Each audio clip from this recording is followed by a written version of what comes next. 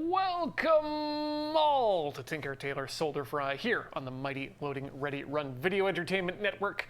My name is Ian Horner and I'll be your navigator through this, our Let's Try program for the day, where we try out some new projects, see if they work, see if they don't. There's no guarantee that it's going to be a success, but it is a guarantee of a good time.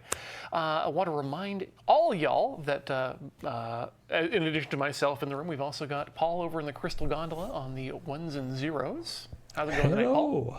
Looking pretty good from way up here in the Crystal Gondola.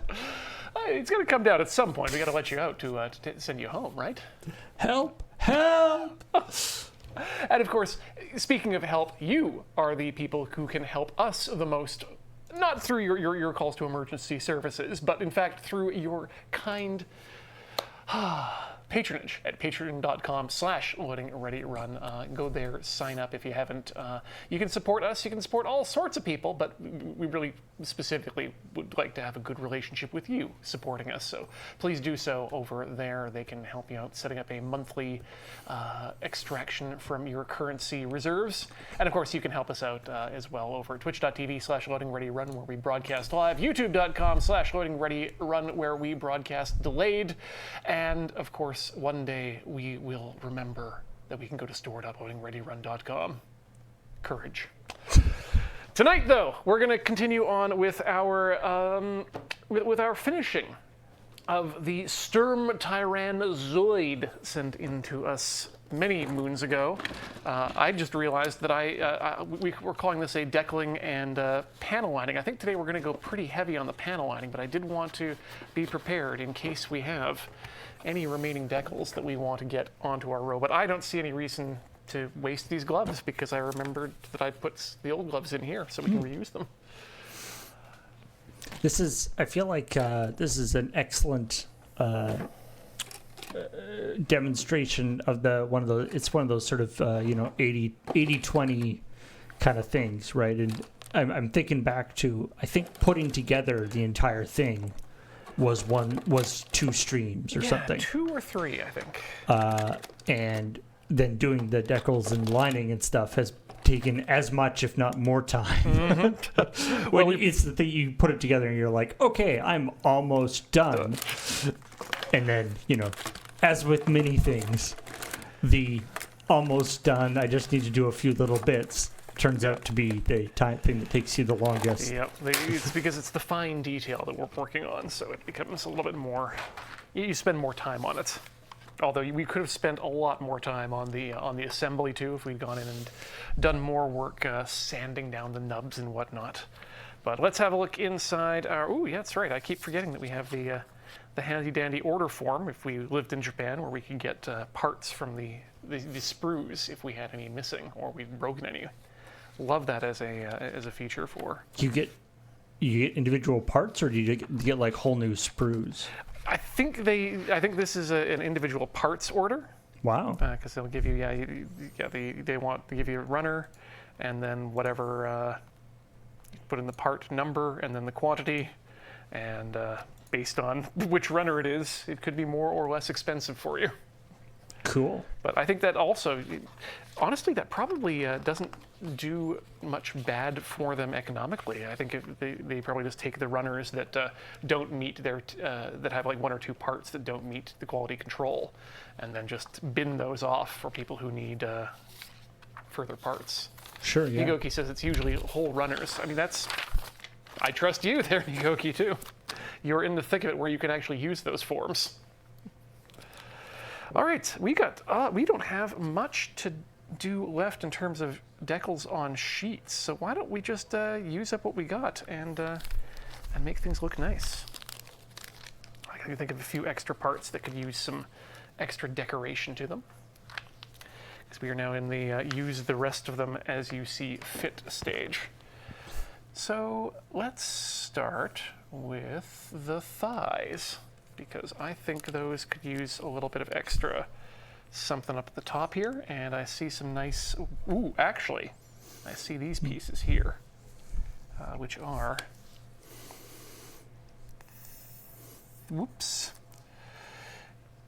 35 I'm just going to do a quick scan of the numbers on the page to see if those do have a home to them. Now, Yes, they do. now I'm just trying to think of all the professions that could legitimately say, let's start with the thighs. Model maker, a chef. Yeah, chicken abattoir. Yeah. Maybe like a personal trainer. Cosmetic surgeon. Cosmetic surgeon. Yeah. You know what? These do have a place for themselves, so I guess we got to put them where they belong. Massage therapist. Yeah, there you go. Yep. No, 32 is the one I'm looking for. It seems I haven't cut off all the numbers that were supposed to go with them. Ah, wait, there we are. Those go on the backpack. That's why. It's the tricky. I remember running into the cutting off the thing. I remember running into that problem. Feeling very, very smug and smart about myself, printing crop marks on photos or on things that I'm printing off on the printer. Right. Print off little crop marks on the corners, being like, aha, this will be great. And then I can just use these crop marks. Slice off. Yep. Right. I have now sliced off the other crop marks. Damn. Yeah, that's funny. I've been thinking about that too, and I think the solution to that is you can get 3 of them, and then the last one you need to just remember how far from the edge it is going in. I mean, I usually just do an actual border these days, do like an extreme hairline border. Okay. Whatever. As usually I'll do as thin as the printer can physically print, and then dotted. Ooh, Japanese dots or dashes. I don't know what the difference is. It just whether it's dots or dashes? This is a particular setting within at least the Adobe suite of products. They have Japanese dots? Yeah, one of the stroke options is Japanese dots, and they are... How can you tell the nationality of the dots? I don't really think that you can. I think that might just be a projection by the programmers at Adobe. But or maybe it's one of those things like a flower or a plant distinction. It's of the standard way that Japanese stationery does dots as opposed to the way North American. That actually might be the case. I've seen some fairly impressive devices used from old print houses that laying down dots. Things with big old wheels and gears that attach to a fountain pen, so that you roll the wheel over your notebook and it just puts down evenly spaced dots. Nice. Based on the mechanics. But no, these days most of my printing is done out of house, so I just get to rely on Adobe Acrobat putting together the bleed and crop marks for me. I feel like, I don't know, maybe I don't know if everybody is like this, but I feel like I've had a very mercurial relationship with Adobe Acrobat. It's gone kind of up and down at different times in my life, depending on how much I've been involved in print production and work. When I was when I was a kid, Adobe it was always like the worst. It's an Acrobat. That means, and it was always like Acrobat was always, in that case, it was used. It would be like a manual or something, and they would have scanned and then loaded into Acrobat without any even OCR or anything. So it'd be just like a series of photos. Yeah. It'd be just like, ugh, I hate Acrobat. Why do they always do it in Acrobat? And then later on, once you sort of get into print stuff, you're like, Acrobat is the best. It's the only way to make sure that things actually work properly. I need this for my work. And then, of course, if you start getting into sort of web development and things, Acrobat starts becoming a pain in the butt again. I think my main problem with it was back in the day, back in the 90s when it was still, we were still on classic Mac and early Mac OS 10. It was just that Acrobat was so slow to launch. And it eventually got better, but recently had a coworker who does mostly office administration asking me for resources and training on Acrobat. And I have, again, had to ask the question of, okay, so what do you want to learn specifically to do in that? Because this program does a lot of things. I guess I should actually say, when I say Acrobat, I mean probably, I think I'm meaning the PDF format. Oh, as a whole. As a whole. Ah, yes. Yeah, because of course, Acrobat and the PDF format, while inexorably linked, are not technically the same thing. No, that's right. The PDF is an open format created by Adobe, but able to be accessed by anyone. Yeah. Which is why we on the Mac have Preview, which rules. Yeah. And yeah, on Windows, there is nothing that is as good. Yeah, I hear people. There's sometimes about 5 different programs that are sort of slightly dodgy, either like freeware or adware. Yeah. That when combined kind of work out to most of the features of Preview. No, it's when I start to see people saying, "Yeah, my favorite reader for PDFs on Windows is Firefox." Yeah, that seems wrong. An HTML interpreter should not be your best PDF interpreter. Okay, just evening out these little warning labels on the back here. Kind of put them on a little bit. What area is that? That's the torso? This is the backpack. Backpack, right. Yeah. This is the don't stand too close, these are jet engines. Yep, I think so. Beware of blast. Okay, that actually looks nice and stable, so we're just going to leave those in and just give them a quick micro sol for that painted on look. I'm excited that maybe after this project I'll be able to justify buying another bottle of this, because we're down to about that point. The true model maker mentality. I'm excited to be able to buy a new bottle of X. Yeah. Oh, you know, I was at one of our local thrift shops this in the interregnum since the last episode, and found a small baggie on the wall of Tamiya lacquer paints, which are the ones I used, and I was just so excited to be able to find discount paints at about a third off of price that I can absolutely just add some more thinner to make perfectly cromulent again. Nice. That's it's not the kind of thing that you would normally that you would expect a thrift store to have. Like, doesn't seem like the kind of thing that a thrift store would normally sort of accept, because they're kind of an item that gets used up. Well, they've got one of those walls of craft products, and usually it's your usual type of dollar store craft paint. Sometimes you'll get bottles of sparkles. You know, a lot of people trying pandemic activities and falling out of them after the fact. Sure, yeah. But did not expect to see model type paint at the thrift shop, especially ones that are currently and have been chronically sold out in our hobby shops in town. 12-pack model paints, never used.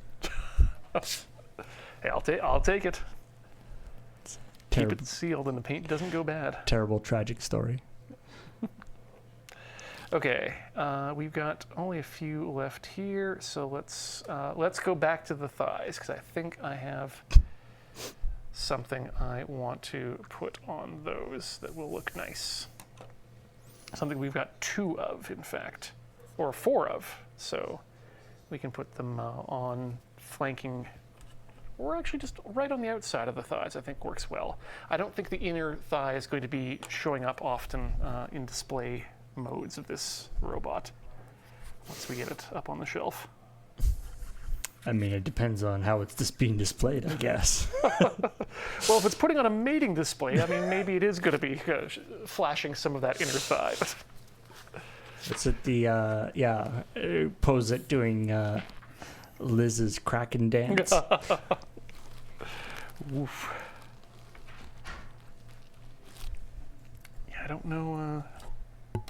know how much Kraken you'd need to mix a cocktail for a 18 meter tall robot.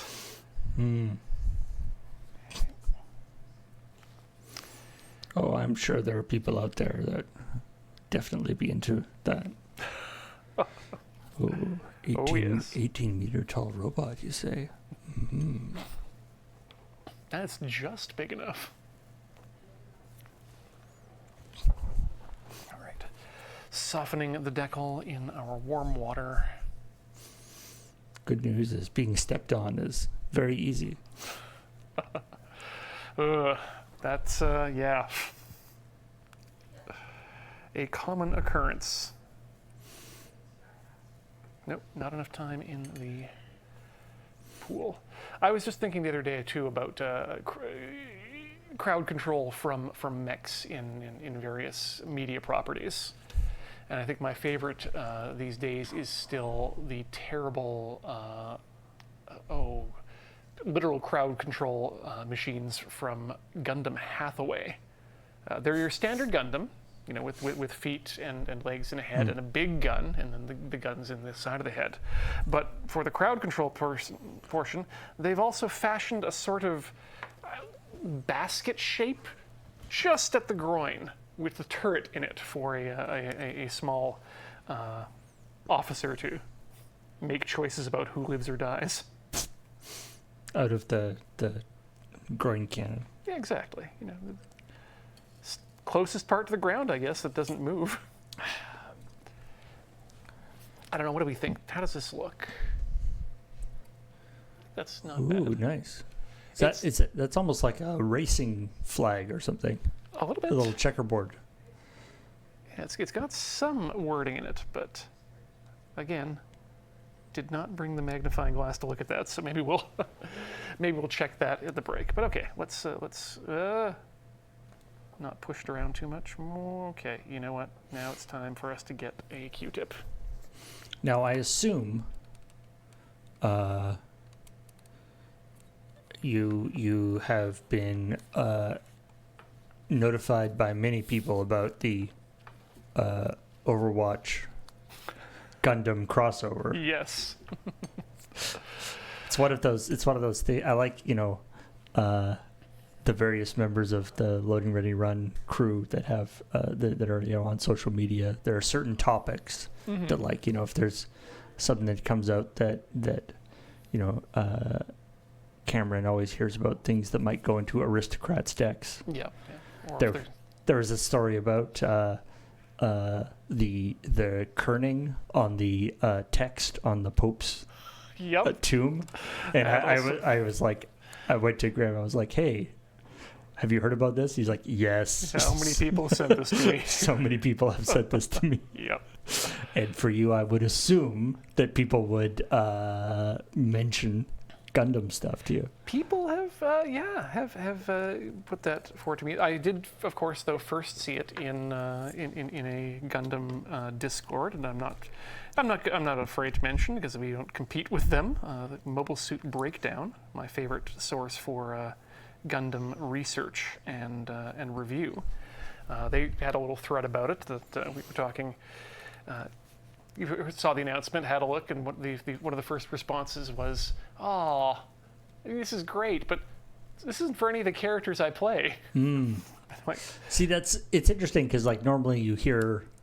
I'm on the video game side for Checkpoint and things, so you hear the discourse of Overwatch players thinking, what they think of the Gundam stuff. But the idea for Gundam enthusiasts being like, how did they do? Which, I mean, in the stuff I've read, indicates that they really went deep into, modeling all the various little nooks and crannies of the models. I might have to give that a bit of a look then. The end of the story about the person saying, none of the people I play, was the next response after that was mirrored by me in my heart of, these are none of the shows I actually watch. Yeah, that's the trick. There's the crossover. There's a lot of Overwatch characters, and there are even more Gundams.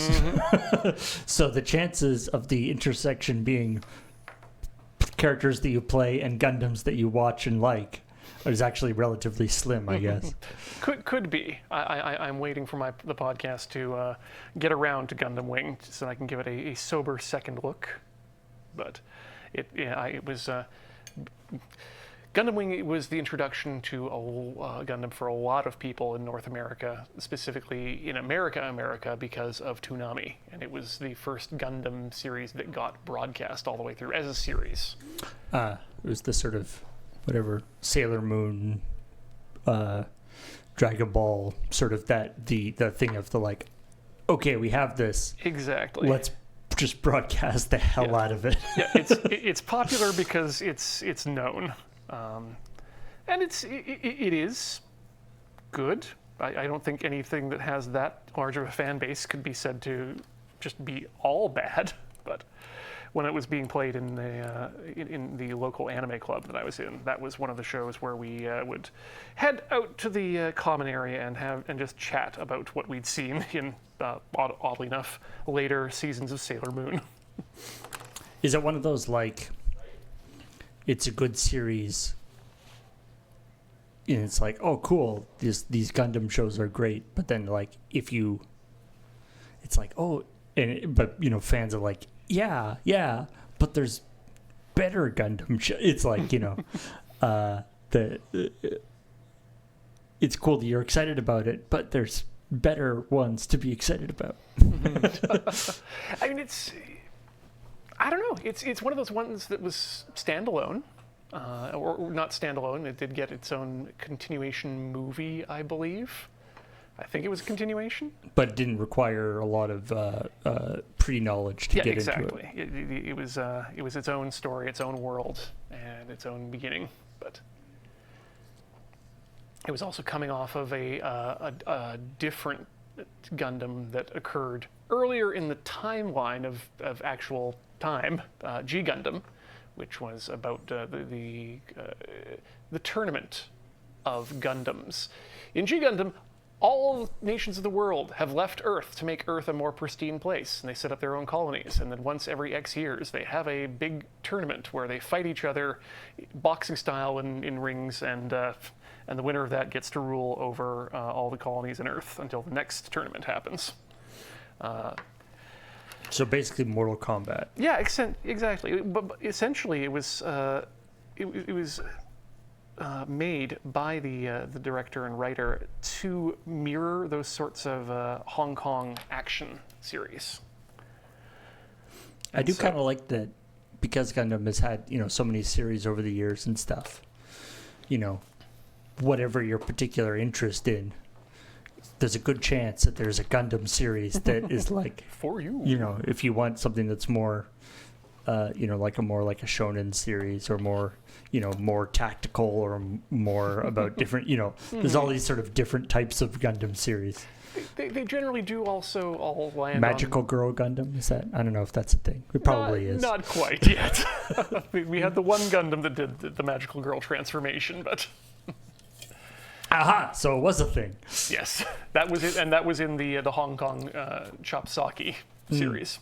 That was the Swiss Gundam, Nobel.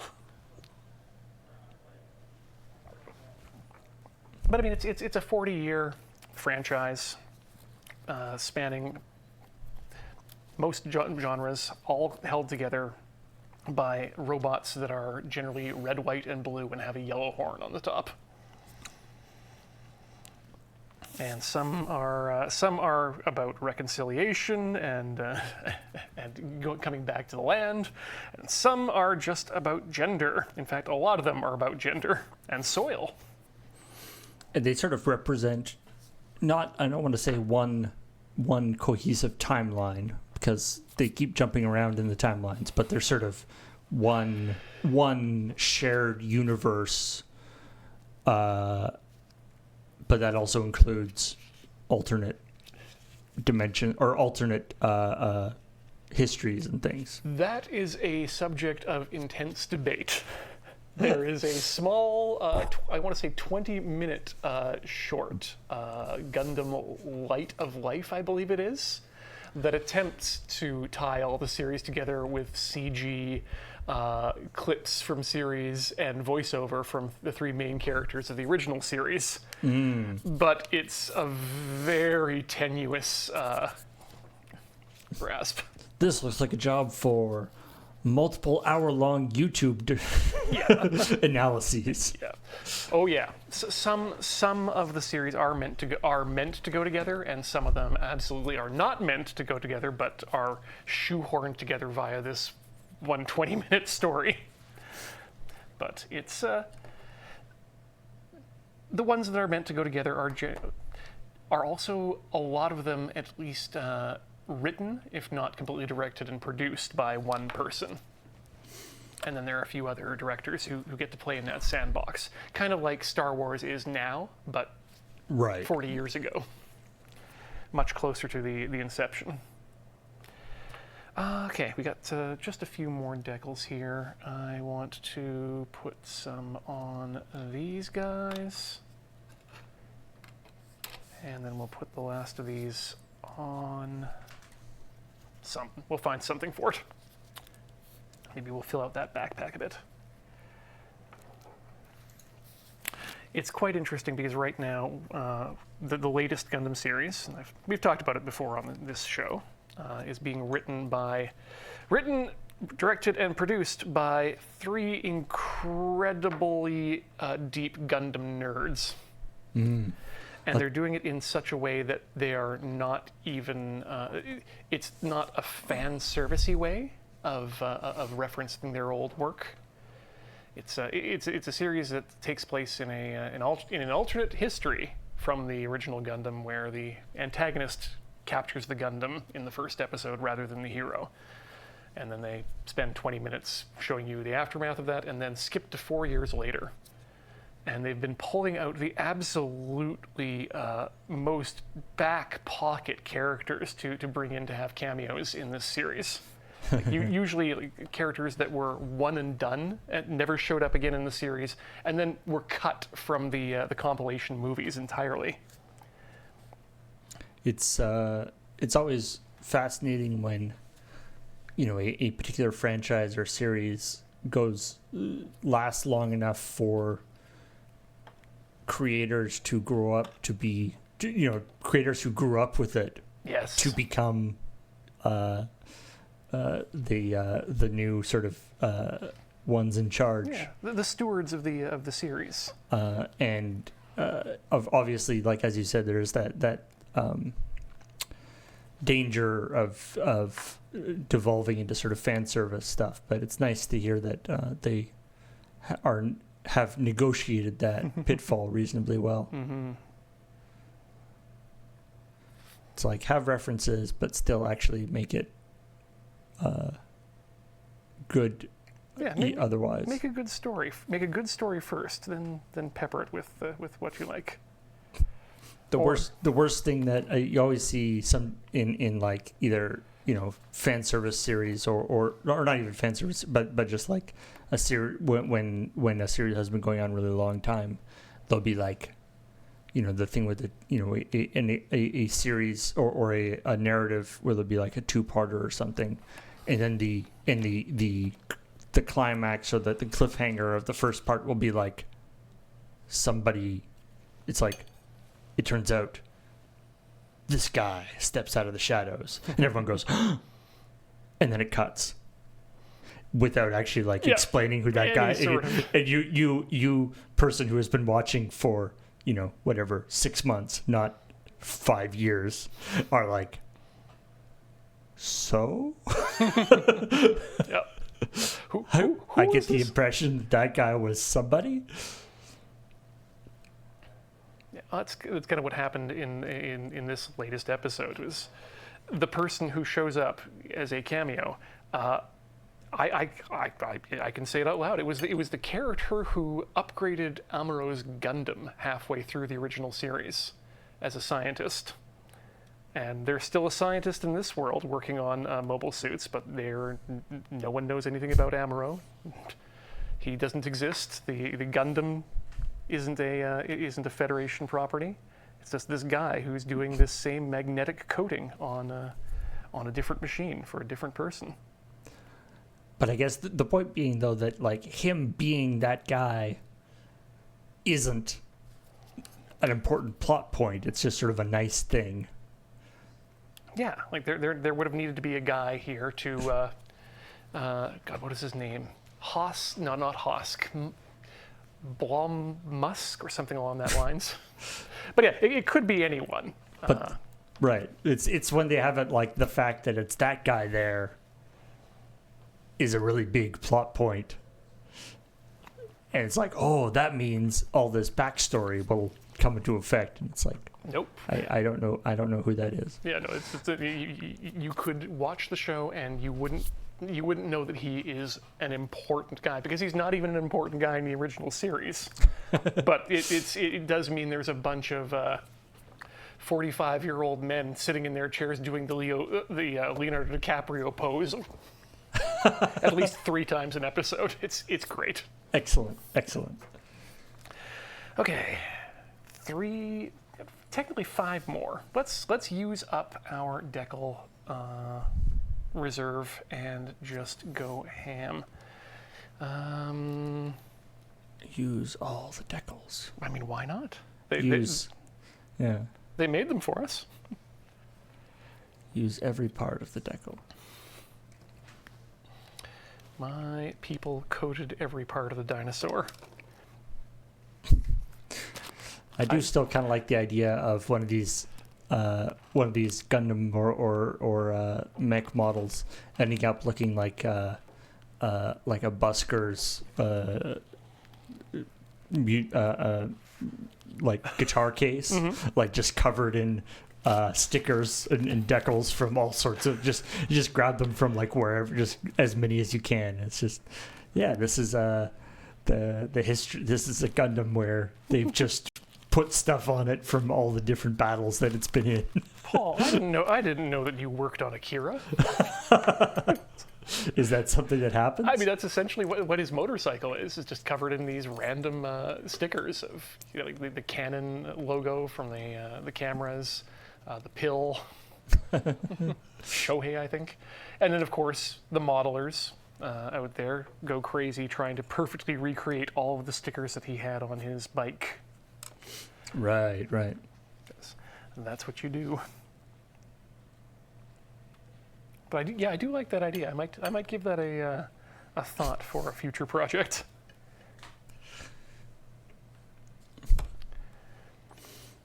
All right, these little things look like they belong here. Some armor panels possibly held together with stickers because it's been through so much. Oh, now that aesthetic I like. Yeah, the Gundam with the one window in the cockpit that's covered over in a garbage bag duct tape on. Or the one arm panel that's been sewn together with zip strips. Yeah. I love seeing those cars on the road. Yeah, what's the Gundam equivalent of having your car up on blocks? Ooh, that would be the hangar, I believe.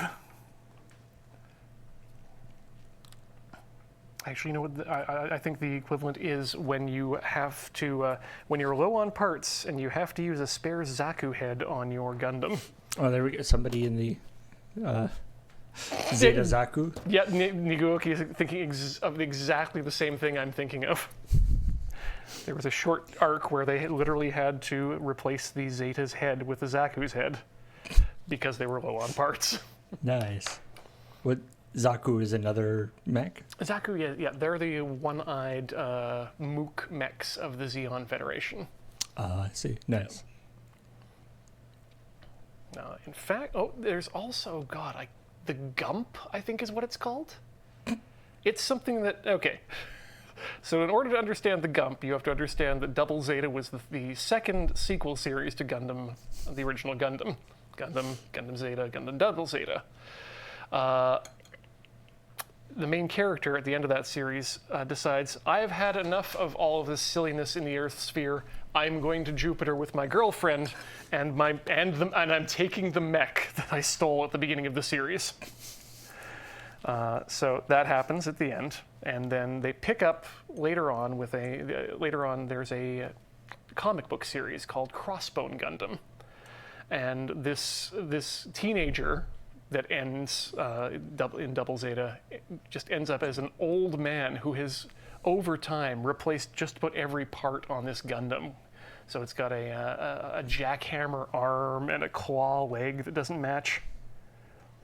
And he just basically shows up as old man who yells at Zeon and antagonists in the Jovian sphere.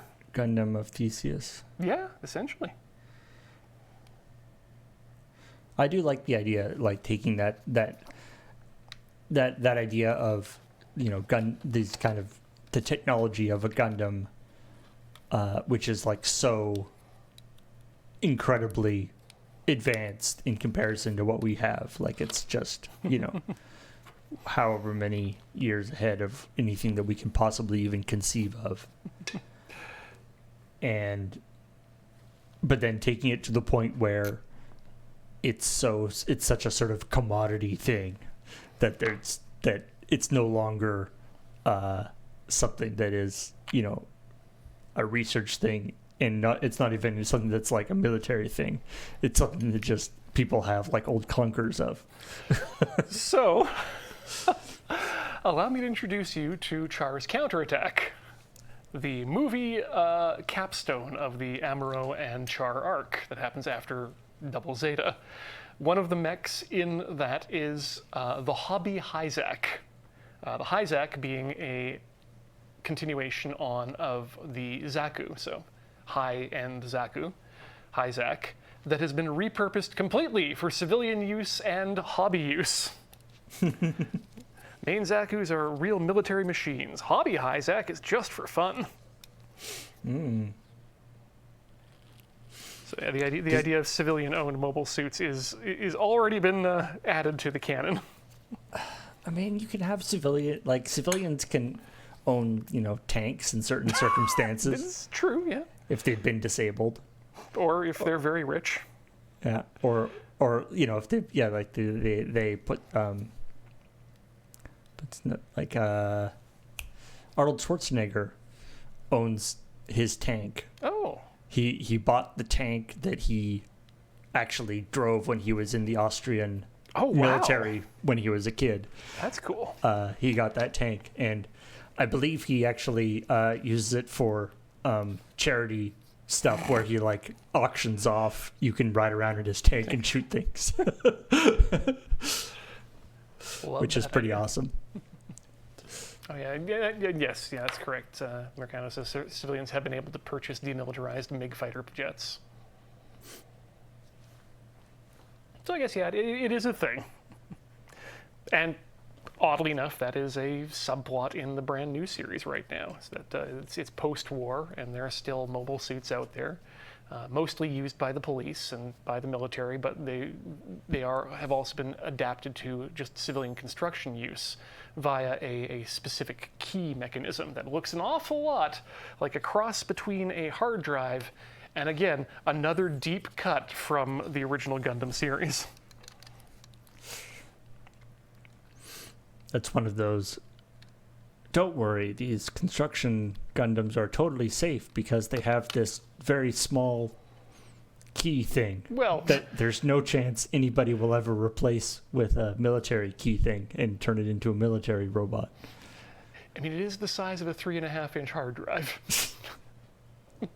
But yes, the conceit of the first episode is, in fact, yes, someone does replace that key, and then the mono eye turns from green to red. Quelle surprise! Yeah. Nice of the initial designers, though, to provide a visual indicator like that. Yeah. And then what we'll do is that when it goes into combat mode, we'll have the eye turn red. Wait, isn't this the civilian model? Why would we have that? Why would we have that feature? Just in case. I mean, it makes sense. The car manufacturers today are all about putting inside features into your car that you can't use without a subscription. Right, yeah. If you don't have if you don't pay the subscription fee, then the guns turn off. Subscribe to Zaku Plus for your roadside assistance and roadside airstrike. Annual, the violent subscription. Yeah. Someone cuts you off? Well, you best believe you wish you had Zaku Plus. Okay, got one more singular and then two pairs. And I'm trying to think of where I want to put this singular one. There's a book called Rainbow's End by the great Werner Vinge.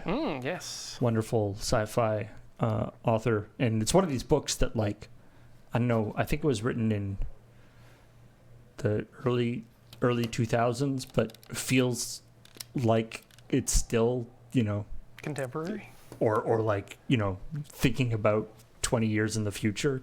Oh, yes, it feels like it reads like an Asimov book, but like he had all sorts of wonderful, cool ideas about VR and different things like that.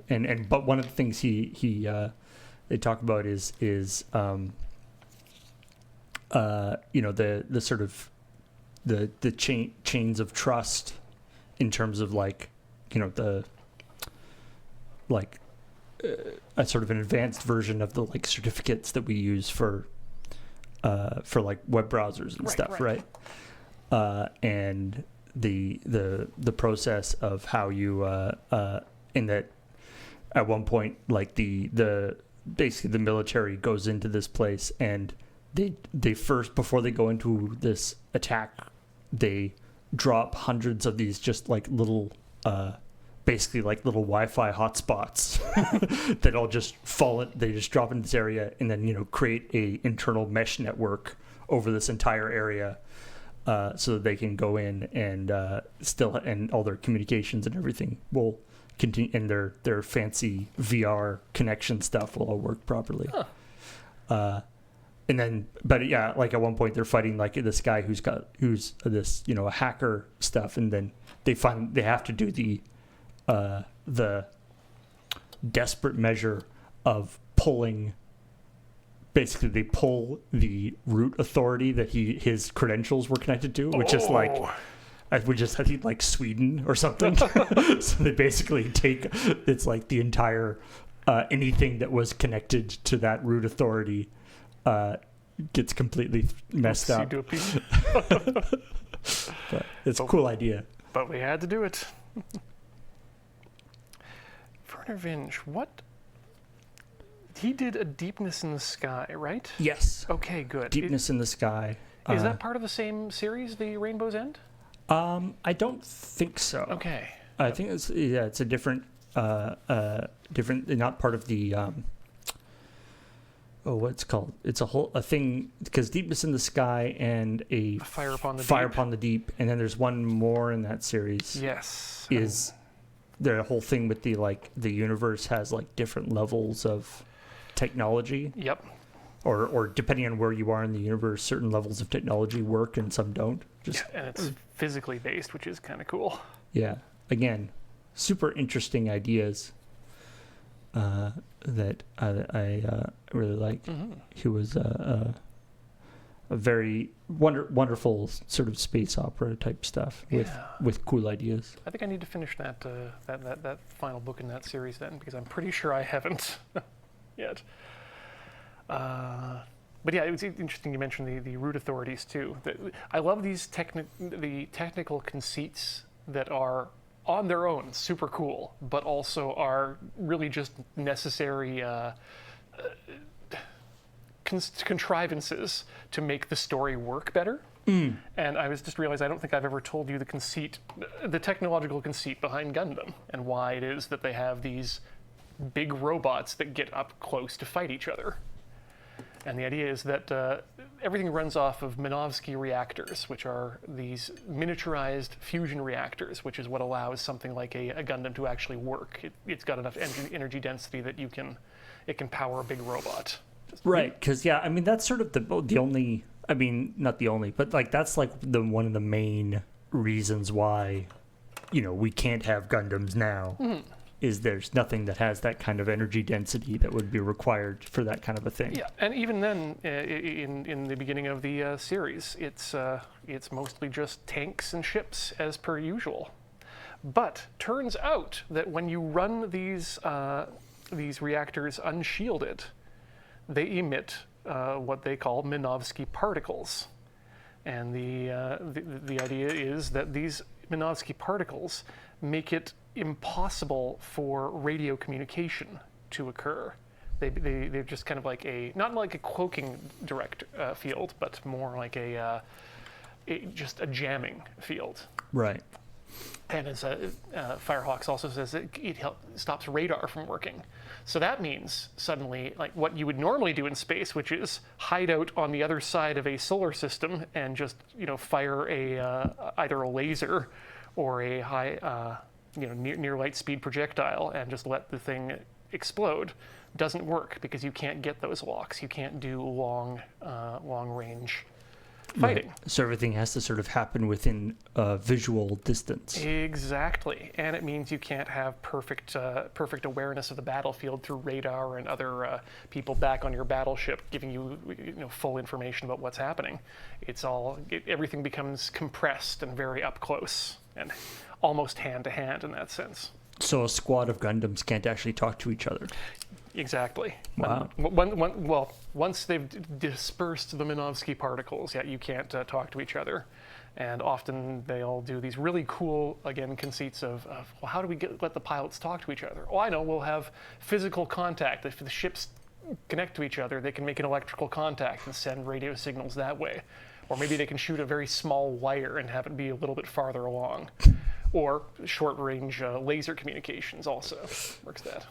We'll give them tin cans with string between the two. Yep. That's or I mean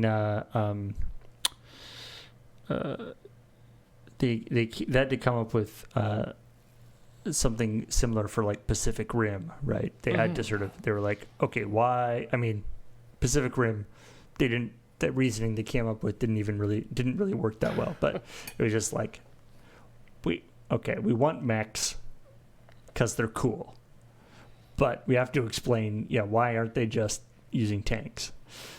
Because if you shoot the things, then they spew out this blue nastiness, so you have to punch them rather than shoot them.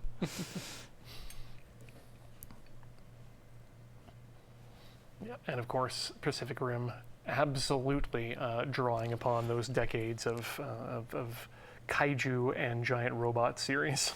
I mean, sort of explicitly. I think they call kaiju is not a word. They by calling them the monsters kaiju in it, they were kind of tilting their hand, yeah. Yeah. But again, that was Del Toro, man well known for what was he called? He was called Totoro-san by one of the young actors in Pacific Rim, just because he resembled the Totoro. Wasn't he one of those? Didn't he? Was he one of the people who like produced or did the bring one or two Ghibli films, or maybe that was Tarantino. I think it might have been Tarantino. Yeah. I'm pretty sure all of the official Ghibli films post Mononoke were brought over by Disney. Totoro was Fox, And But I know there was like a new version of, I think, Kiki's Delivery Service and a couple other Ghibli anime that they redid with American, like famous American actors and stuff, and voice actors, or in the roles. And I thought it was like, I think I might be thinking of Quentin Tarantino. John Lasseter? John Lasseter definitely was the one who was very involved with actually talking with Ghibli and getting those initial deals in place. Because a bunch of them had already made it over here, but in terrible, chopped up versions. Yeah. There was Nausicaa was terribly chopped up, and that was, I think, Fox again as well. Right. Cagliostro was pretty well done by Streamline Pictures, and then Fox had that initial Totoro run, which I understand is people do like the dub, but it's not exactly faithful. But yeah, I know Del Toro's definitely more of a fan of the kaiju and the Ultraman and the tokusatsu stuff. Right. Which definitely doesn't fit with the Disney aesthetic, I think. But we are, I'd say, close enough to the top of the hour here that we're going to take our first break of the evening. We finished the decals. There are no more decals to apply to the Sturm Tyrann. So when we come back, it's time to get down and dirty and start putting some Tamiya panel line accent color bracket black on the model. So much like the rhyming scheme that we are establishing, don't go all the way away. We'll be right. Tamiya panel liner accent color back. That was terrible.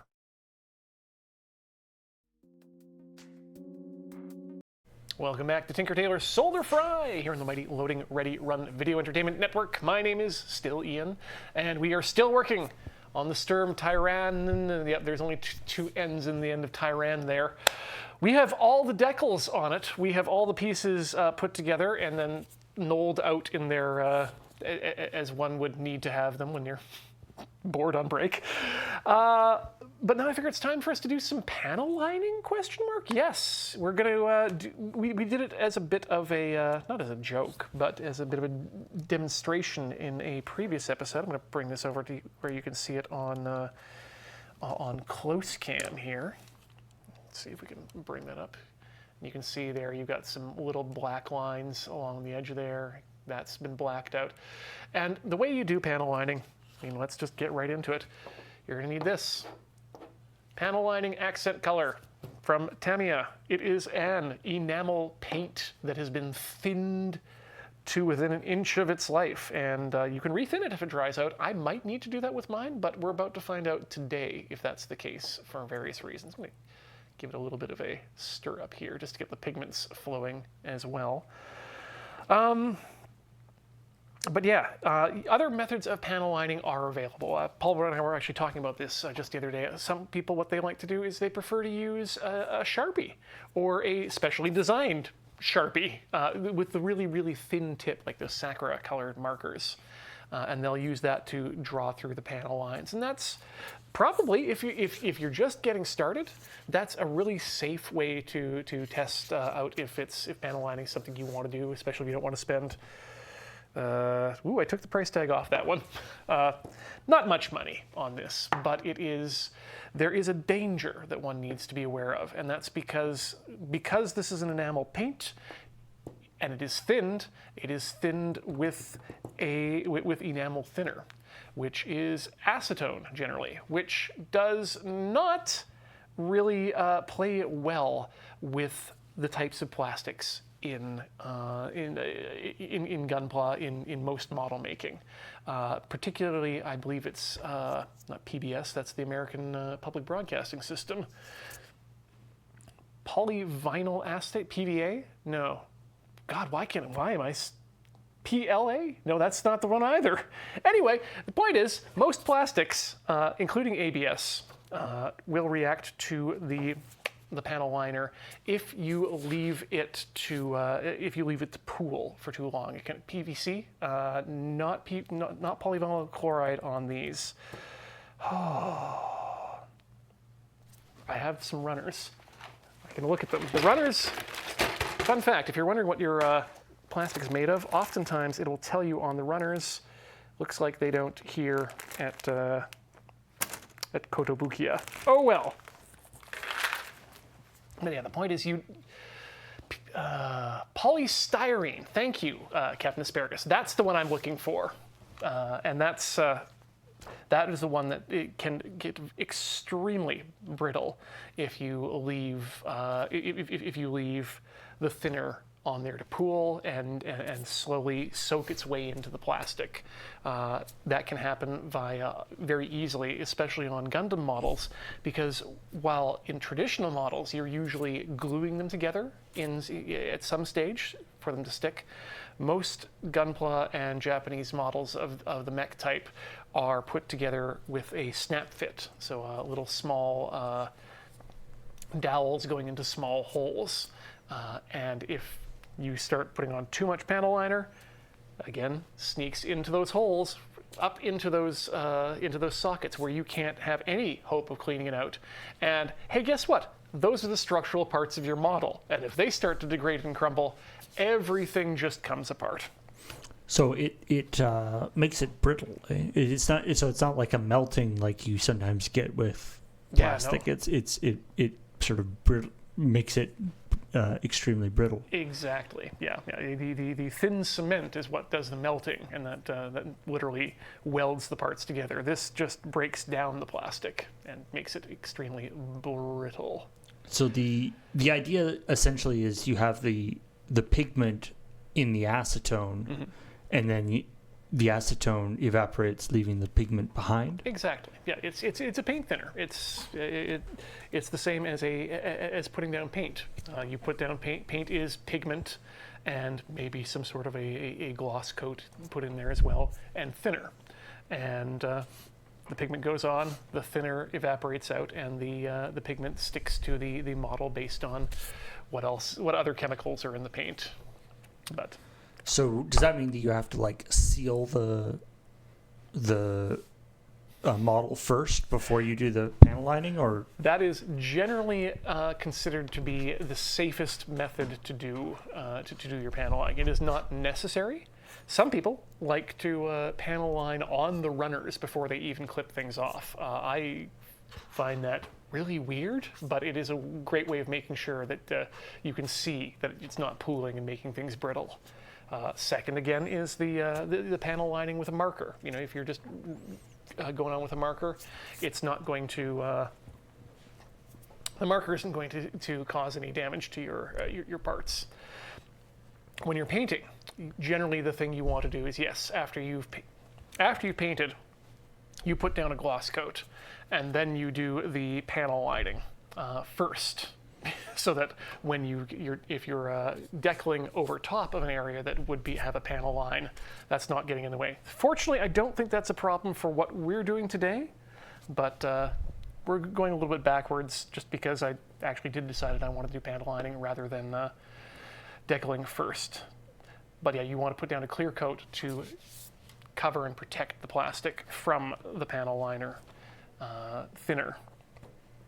Once it's dried, you then go over with either your acetone thinner, Tamiya X20 for enamels. Some people like to use lighter fluid. That also works. I haven't given that a try yet myself, but apparently it works. It's no better or worse than this, but you're just rubbing very gently over top of the line so that you're not taking away what's in the line, just the excess that goes over the edges. And we'll show you literally how that works, but let's start with this piece here. But the idea though is that if you are careful in terms of the amount of the panel liner you're using, you don't need to do the sealing. Mm-hmm. And where you put it too, and right. how long you leave it. And it is a risk, but it's a risk I'm willing to take. All right. So, a couple ways to do panel lining too. And the number one, you can use a brush if you like, of your own volition. The little bottle comes with its own brush, which is pretty small. I mean, it's not a big point there. And let's give an example on the top here.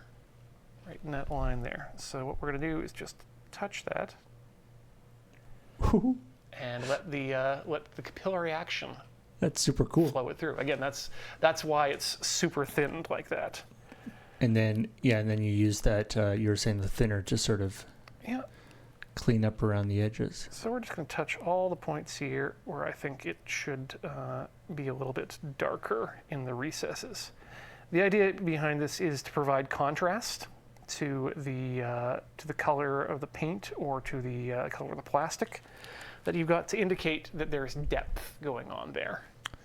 Yeah, it is one of those interesting things where, like, the scale, when you scale something down, to 132 or whatever the scale is. We had the scale here last year. 1 to 72 on this 1 one. to 72. Wow, this is the biggest one I've built. Obviously, the sun isn't also scaling down. And so there are certain things don't quite work properly, and they don't look quite right at that smaller scale. And so this just gives it that little depth. Oh, that's so neat. Yeah, I love that. It's in some of those side panels, you can't, like, from this camera angle, I can't even really see it. So it looks like the panel liner, like, knows where that thing is and just draws it itself. Love that.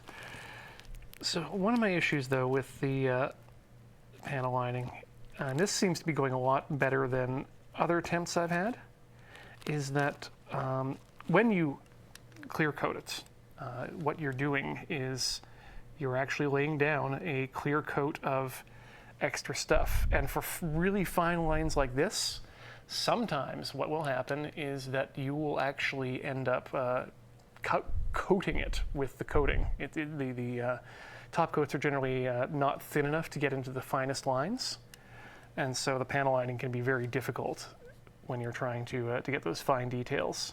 So right now I'm very happy about this. But the other issue is that the brush can be a bit coarse sometimes. Today I'm in luck. Maybe the mixing is what did it for me. But there's another way that one can panel line that we're going to give a try to. Once I've finished off this piece here, we'll do it on the other leg and maybe do a compare and contrast. Also gives me a chance to let this one dry before we go ahead with the excess ink removal. I mean, as you're doing this now, that thing was sort of relying on the capillary action to take it into the proper space and stuff. It does drive home how different, if you were using a pen or even a very fine point Sharpie, it would result in a completely different kind of effect, which could also be very cool. Oh yeah. But it would, this can get finer than the finest thing that you would actually put in yourself. Yeah. One of the ways you can get around the issues with the not getting the fine detail once you've done a clear coat is to, before you do anything with the model in terms of decaling or painting or finishing, you can scribe it, which is not something I've gotten into yet, but maybe we'll address that in a future episode. So let's go through and go over every single panel line and deepen the oofa doofa. You got it. And maybe not every single panel line, but at least the ones that you want to actually show up and right. And I guess at that point you can even be putting in your own panels. And that's generally why people get into scribing rather than specifically to make cleaner panel lines. You can add a lot more detail if you have a very steady hand and, importantly, a plan. I've been reading a lot about people who do scribing, and the number one thing that seems to be the hardest is making things symmetrical between pieces. Like if we were to put new scribe lines for new panel lines on this leg, we'd have to do them on the other leg in exactly the same manner. Oofa, yeah. Yeah. So if you think getting decals lined up is hard, at least with those, you can just put more water on it and shove it into the right position. If you mess up on your panel lining or on your scribing, that can involve either filling with a putty and sanding down, or just sanding down, depending on how deep you've let it go. Now I'm imagining, Gundam model maker, medieval monk high-fiving about likes to scribe. Really into scribing. Big into scribing, no girlfriend, medieval monks. That's untrue. It's a hobby for everyone.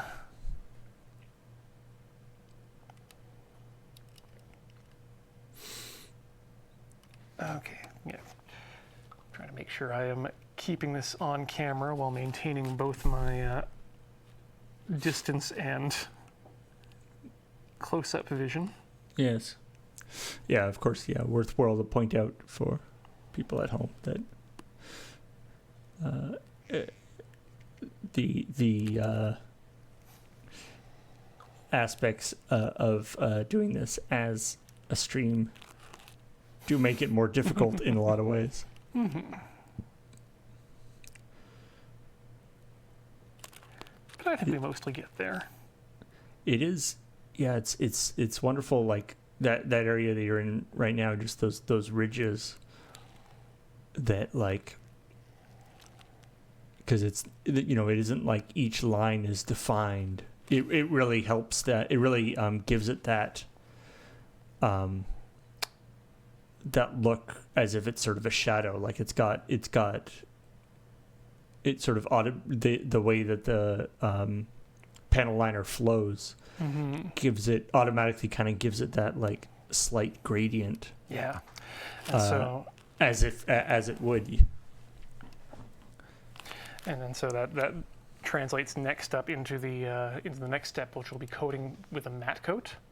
And so while this brings the definition and the contrast up, the matte coat will knock down the shininess of the plastic to make it look a lot less like plastic. And so those two combinations really sell that it's not a toy, not a piece of hunk of plastic, but that it is a representation of a large actual object. I feel like in a lot of cases, if panel, well done panel lining, when somebody just looks at the model, they might not even sort of know that you've done it. Yep. Like it's just like they'll just look at the model and see and see that it looks good, and you won't actually sort of know why unless you see it with and without the panel lining side by side. Oh, exactly. It's almost like a very natural makeup look or something, where somebody's like, "You're not wearing makeup," and it's like, well. Yep. And that you bring up an interesting point, because the last two models I didn't do any panel lining on because I honestly felt like I didn't need to. The painting had created enough of the dark recesses in these low areas that it just wasn't necessary. But if you are just doing just a plastic model, yeah, it does add that subtlety. Mm. Where was I going with that? The other one too that we should, for those not in the hobby already, is that panel lining, or at least the Tamiya panel liner, comes in multiple colors.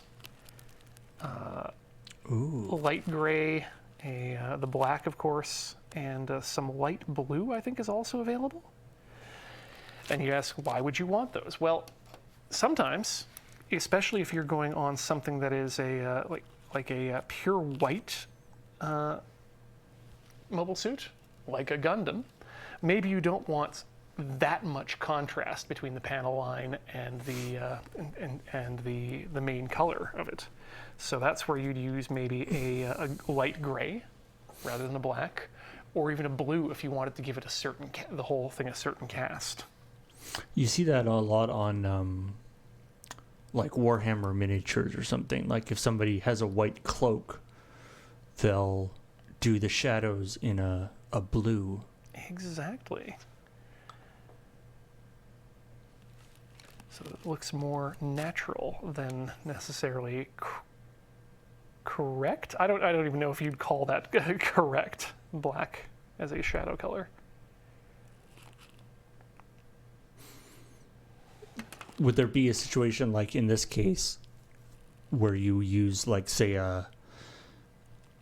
when you're panel lining, you're lining red, and you use like I don't know, like a brown or a dark, like a dark maroon or something, like a color that is in the same thing as the... Yeah, brown would actually probably be a fantastic choice for this. You probably see me as well if it showed up. I've been tapping some areas in the black just to see if it actually shows up, and it does not. So I'm not going to continue to do that. But that's one of those areas where a light gray would also be a good place, because then again, you're just using it to add contrast. It's not really a shadow at that point, but it does contrast the color of the panel with the color of the whole. Interesting. So, like, if your model has a part that's black, a lighter color panel lining or sort of detail lining, and the coverage of the acrylic paint is such that that actually does show up. Eh? Yeah, exactly. So, yeah, in that case, it's almost, again, even though it's sort of technically wrong. Like, why would the shadows be lighter than the rest of it? Yeah. That doesn't make any sense. But when you're looking at it, it rather than looking like shadows, like as you say, it just gives it more looks like it just sort of has more detail. Yeah, it's all about adding that contrast to show the separation of the panels from one another. And sometimes you need to use a darker color rather than a lighter color too, or a lighter color rather than a darker color to make that work. Ooh, that's true. That's a good point. As Bytecaster says, maybe the Gundam pilot installed ground effects. As a gamer and installed RGB. Installed neon tubes. Well, Bytecaster, I would point you towards Mobile Suit Gundam Unicorn and the titular Gundam Unicorn, which does, in fact, split open and glow in a variety of different colors depending on how angry or conscious the pilot is. Ooh. Yeah. Is there a model that actually has lights in it? Paul, there are models that not only have the lights in them, but also mechanically, automatically separate the panels to display the lights inside. And so the panels are actually like very, very narrow things, so the light shines through properly. Clear plastic, usually with an LED kit of some sort behind it. The manufacture of super miniature LEDs has been a huge boon to the modeling community. No longer do we have to run fiber optics from a single point to all the lit up parts in the Gundam. We could just shove LEDs in willy-nilly. No longer is there just a big incandescent light in the middle of his body. Just a big Christmas ornament bulb. So, there are more than one ways to put the skin on the beast. And that's what we're going to try here today as the new Let's Try portion. This got sent to us at some point in the past in a mail time, and it is a set of dip brushes, fancy ones too. But the idea being that rather than using the brush on the on the panel liner that it comes with, you just use these to do the same thing very very neatly and precisely put the ink down and let it flow out of the pen nib into the recesses and let capillary action do its work. So and the advantage is that it's a smaller, sharper point. Exactly, and a more precise point. Right, and rather than being sort of the flexible hairs or whatever, it's just a solid metal. So I'm going to see if this works. I'm going to just dip my nib in. I'll let give it a try on some. Oh yeah, so paper, absolutely.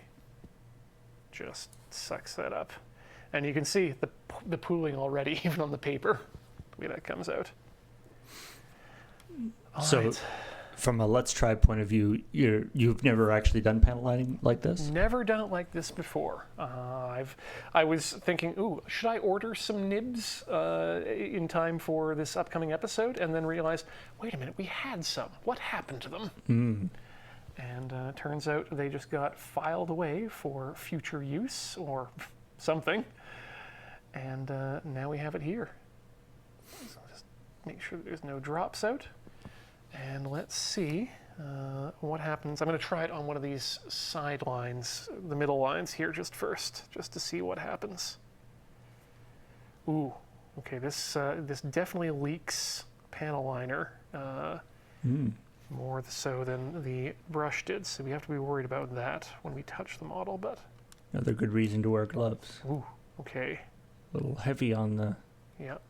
I was pushing harder on there. I'm going to actually just clean that one up immediately with the Q-tip. The nib can hold actually quite a bit of the liner in it, eh? That's the hope. Oh yeah. Okay, yeah. So there is no pressure needed. It's literally just touch it in and go. Let's try it again. Take off my glasses so I can see. Yeah,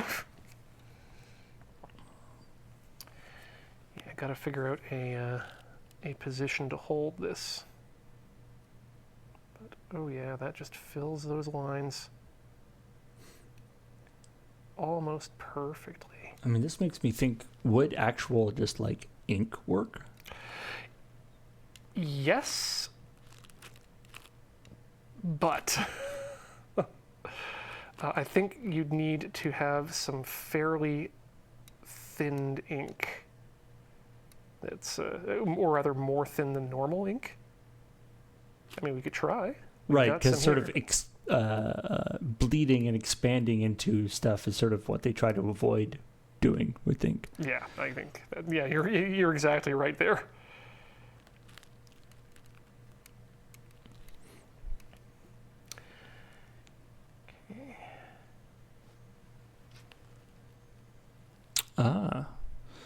Hyrule Girl 9 says they actually use the brush from the bottle to charge the nib rather than dipping it in. So that sounds smart, actually. Just brush a bit of the panel liner onto the nib in order to not get too much. To have a better control over the... Otherwise, you sort of end up with too much. Yeah, I can see that. See, this is how we learn. We share information.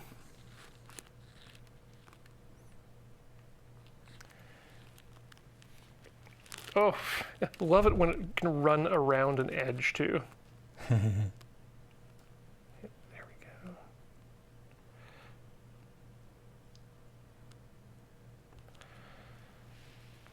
we go. Did I get that side on this one? No, I did not. Whoopsie. Missed some spots. Okay. Well, I mean, if we're testing properly, let's use our proper tools. Brush. Yeah, I may be an immediate convert to pen style. I feel like it's also like, over time, the little brush inside the thing is going to start getting worn and frayed and all that kind of stuff. That's what I've thought has happened, actually. Whereas the nib is going to be pretty much, it's just a piece of metal, so it's basically just there. And in comparison to the amount of abuse that a nib would go through using it to write, I would guess that this is extremely light duty for a pen nib. It probably lasts for a very long time. I think they last pretty long to begin with, so. Okay, let's get here. Ho, ho, ho, ho, ho. Okay, that's pooling. Avoid that. You know the old saying, the pen is mightier than the brush. Is that how that one went? Well, of course, the sayings are written by people with pens, so. That's a very good point. You know what? The guys with brushes and swords don't get to write down the sayings. People say that history is written by the victor, but really it's the victor with the pen.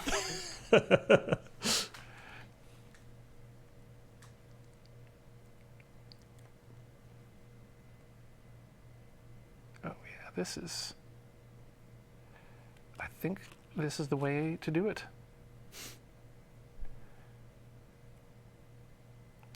I think, in order to give myself a real test, I'm going to have to use a nib on the next model. I actually do coat and paint to see if it does a better job filling the lines there.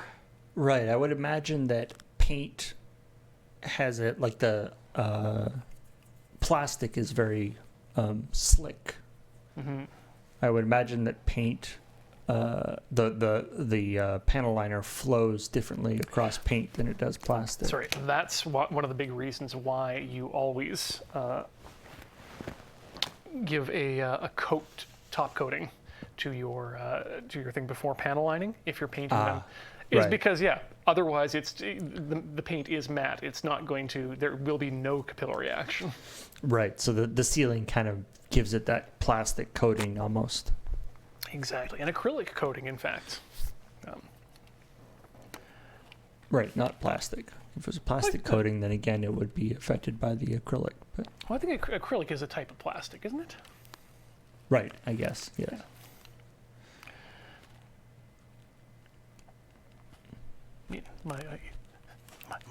My clear coat of choice is a floor polish, but that's actually not that uncommon amongst those in the know. What is that made out of? It's literally an acrylic floor polish. Oh. And the reason you use an acrylic floor polish is because it's harder wearing than a wax floor polish. Huh. And needs to be applied less often. Cool. Yeah. Future brand from Pledge. There's a new one now, but wait, there's a newer than Future brand? Well, they changed the brand name again, and of course, nerds being nerds, have to know because we have to have our Future Pledge. We have to have our cheap top coat. It also smells nice, which is handy. Well, it's also quite a contrast. Like I feel like the majority of the things that you use in model making are kind of foul smelling. Quite often, yeah. Either foul smelling or like actively like dangerous and caustic. Both actually, which is why it's usually good that that they have a bad smell, because that means if you're smelling them, you two things have probably gone wrong. Number one, you aren't wearing your respirator correctly, and B, your ventilation is insufficient.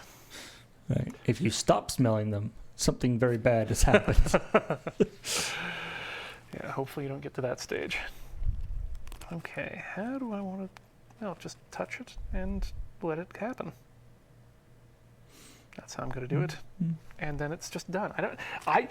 With those that particular grate, I don't even feel like I need to come back and touch that with a Q-tip at all. I think that's just looking perfect as is. Gonna need a bit more liner, but I am learning how far down I need to dip my pen for it to be effective as well, without being too unpleasant. Let's do a quick another run there.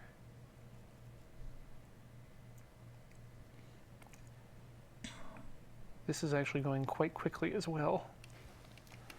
Well, he says, having just done 2 legs in just under half an hour. I mean, it is definitely, it's one of those sort of meditative things, you know, that can be quite nice to do.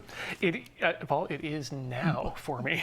When you're not, you know, on camera and doing whatever, Yeah. But Recently, panel lining has not been my favorite part of the activity. I will say it once and say it again. Love decaling with water slide decals.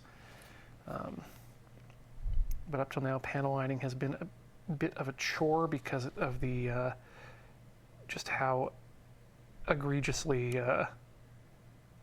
difficult it is to get clean lines. And now I feel like I'm actually... You think this technique will make it much more enjoyable? This feels meditative now, whereas before it felt like have to not use too much pressure, have to not use too much ink. The cleanup's going to be hell, and you know I may change my tune. We have not got to the cleanup stage yet. But just looking at how clean the application is, I feel like I'm not going to be crying during cleanup the way I have in previous models. Now, is there a way to do this as almost like, not as a wash, but like almost like to do, rather than sort of touching each area, sort of do a big swipe over the whole area and hope that the capillary action kind of pulls it into the right spots? So I did see actually on Reddit yesterday in the Gunpla channel someone who had touted their new technique of dip panel lining, doing exactly that. And I gotta say, I was not a fan of it. It looked like it hadn't been cleaned up to the standard that I would like to see. But apparently it was very easy to do.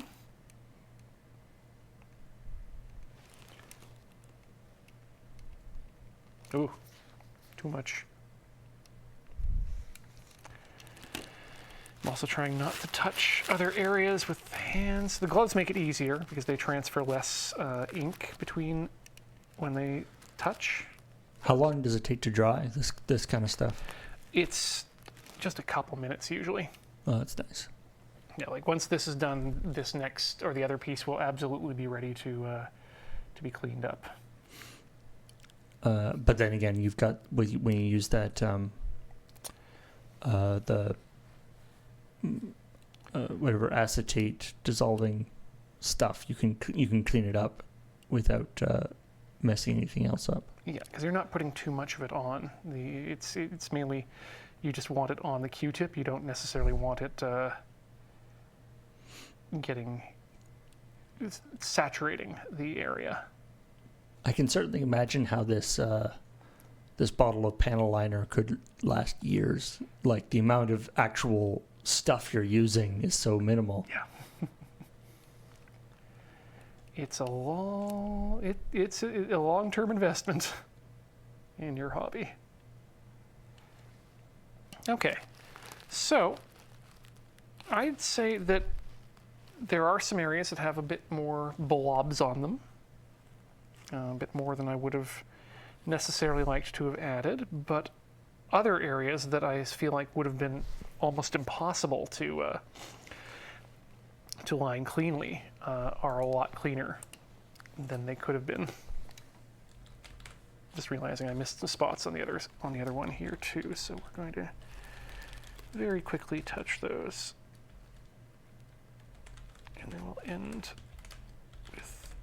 Oh, geez, I'm putting too much on already on some of these.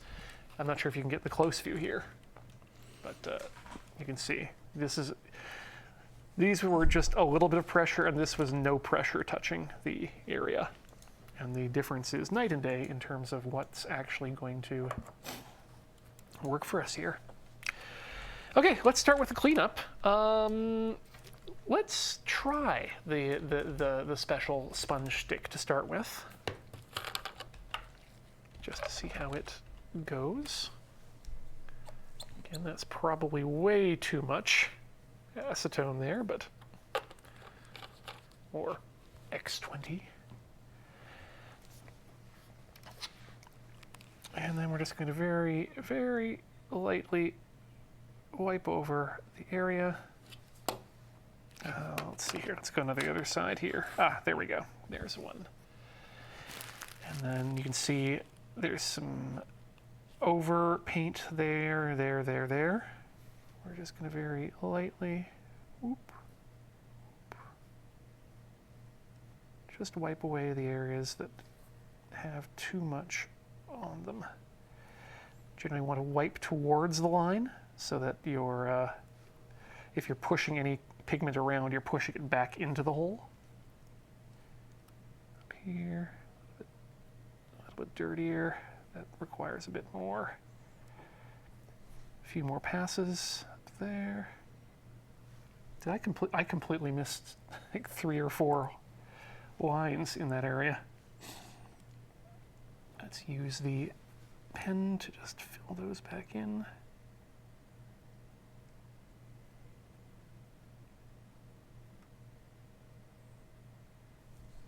In a way that doesn't require any cleanup, especially.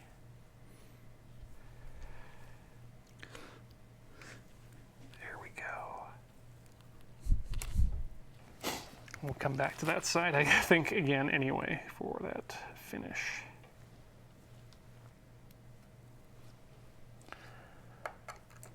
All right, that can go in there, and then we'll just continue to wipe away. Not there, but here. There, that's already clean. This one's going to need a bit of rubby back and forth. Now it's relatively clean.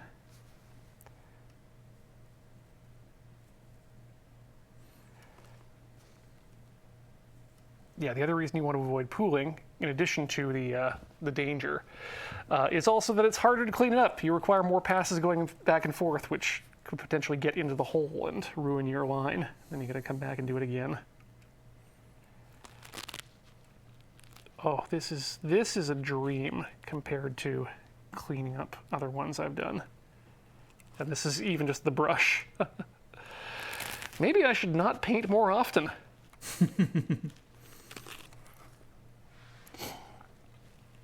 All right, here's a bit there on the end that just needs clean there.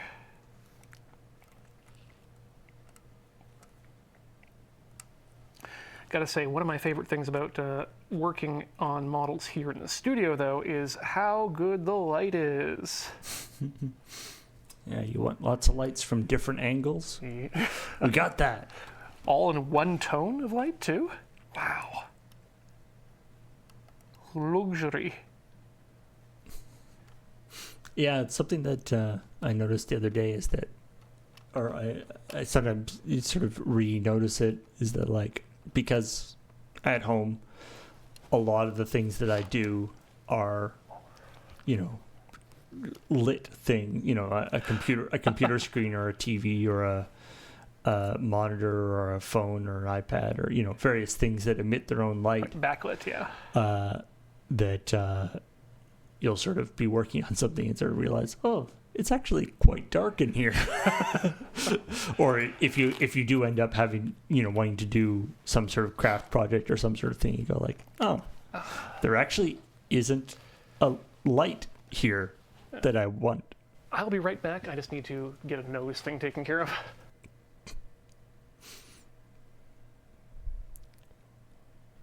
What kind of nose thing could it be?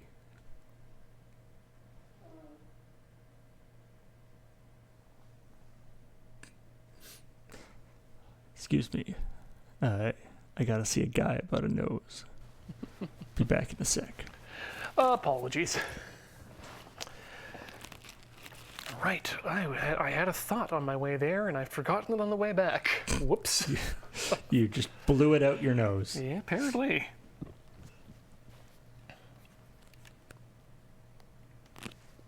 Oh yes, it was about light-emitting devices. I was going to ask if you'd seen the new 27-inch color e-paper monitor that's currently being promoted by a company out of China. I don't know about 27. I've seen color e-paper monitors. This was probably a year or two ago. I saw some demo stuff that was not that impressive. Yeah. It was like, okay, this almost kind of works. This one is apparently it's got a good enough refresh rate that you can watch videos at, I think, 30 frames per second. It's not great for frame rates, but in terms of just a reading device for your computer, and probably even just for writing code, it would be a very easy on the eyes system. Yeah, it'd be interesting. As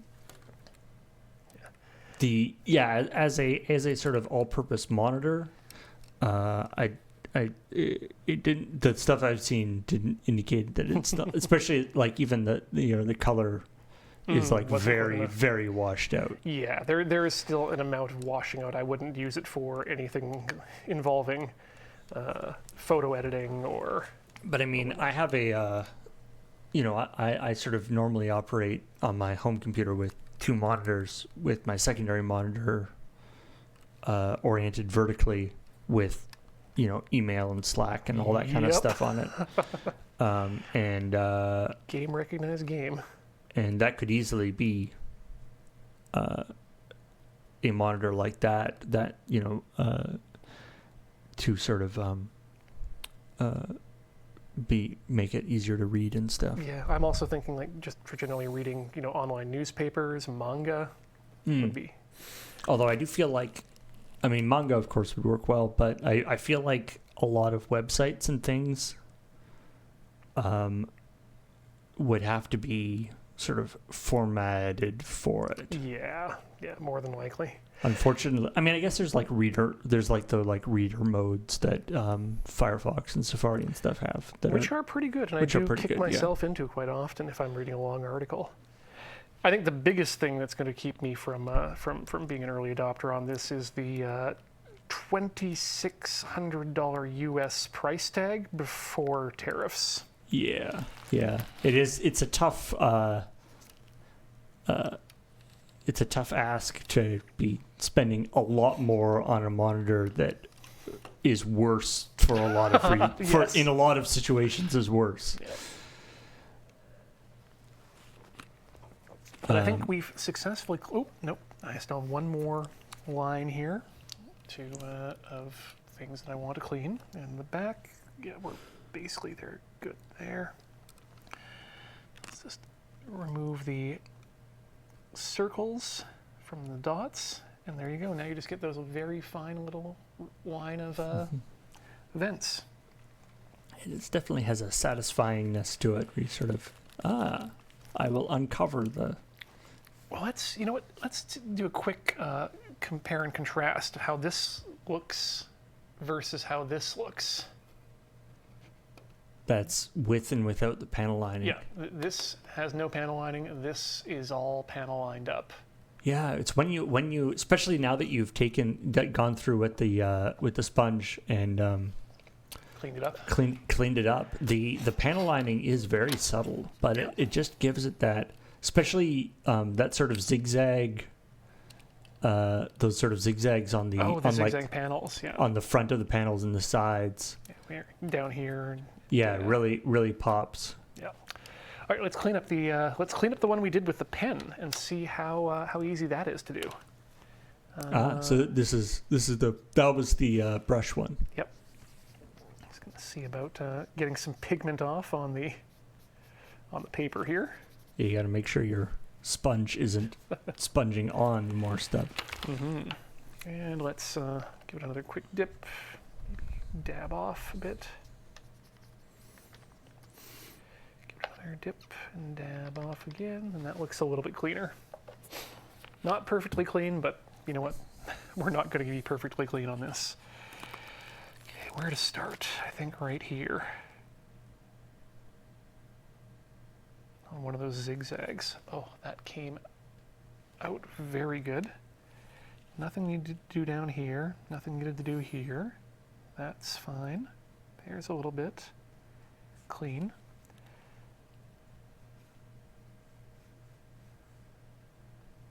Trying to be as light as possible because I can see how wet this sponge is. I'm going to squeeze, actually, a bit of it out into some paper towel I conveniently have with me.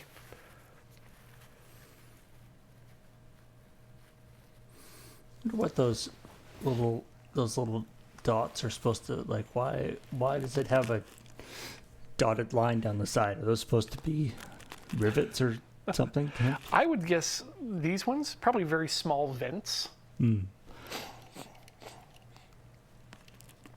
Okay, looking good. It is interesting from a design point of view. Yeah. I don't know whoever it is job it is to.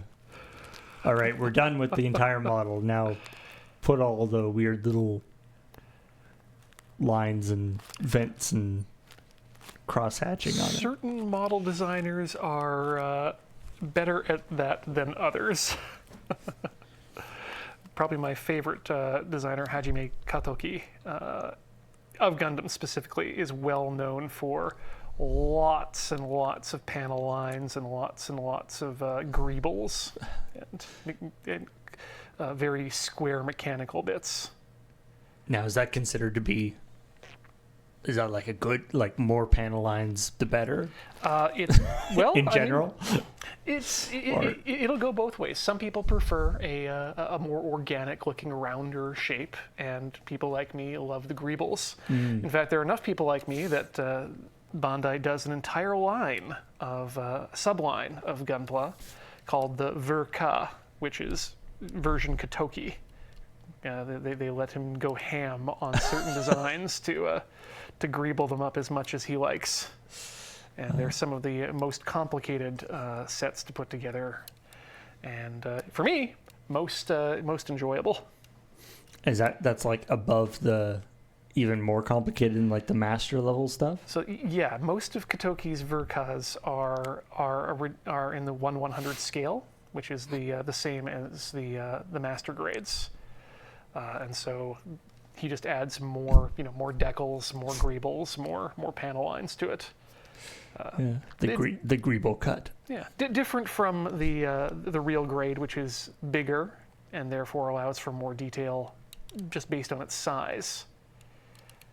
The Ver-Kas are kind of that sweet spot for me. Huh. Neat. But I generally like to work in the 1/100 scale these days. I think it's got the best trade-off between ease of building and amount of detail and cost. Cost, and also just like, what do you do with the thing after you've built it? Well, I could go with the real grades, which are the 1/144 smaller scale, but I'm not as big of a fan as on working on things that are that small with that many details. Oh, okay. I'm gonna just check something here just to see if I want to, if I like the look of it or not. I just noticed these purple things have their own little.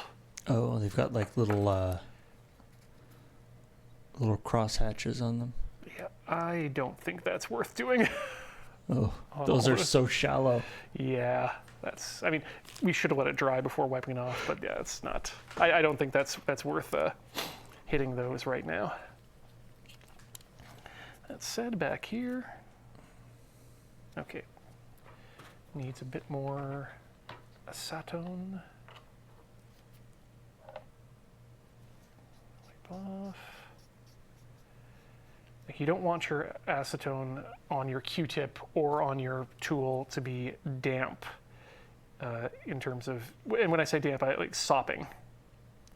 You just want enough there that generally you're looking for the fumes to do the work for you. Essentially. Reminds me a lot of like one of those, Mr. Clean magic erasers, but on a micro scale. Those are useful for other reasons in modeling. Generally, if you want to have a very high grit sand, like say maybe you've been posing your model after you've painted it, and some of the color from a cuff chips off or scuffs off onto a white color. I have found that you can use the magic eraser to avoid having to do a full repaint. I mean, it's essentially a very gentle sandpaper. Like it's was it foamed melamine? Yeah, that's exactly it.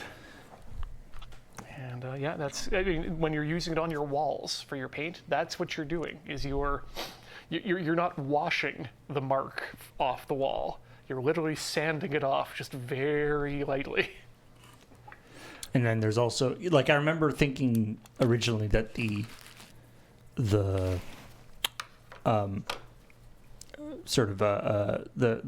cleaning material, like, because they also have a they're the soap in them. Yeah, they're enriched or whatever with some sort of cleaning stuff. So when you get them wet, they have a cleaning agent in them as well.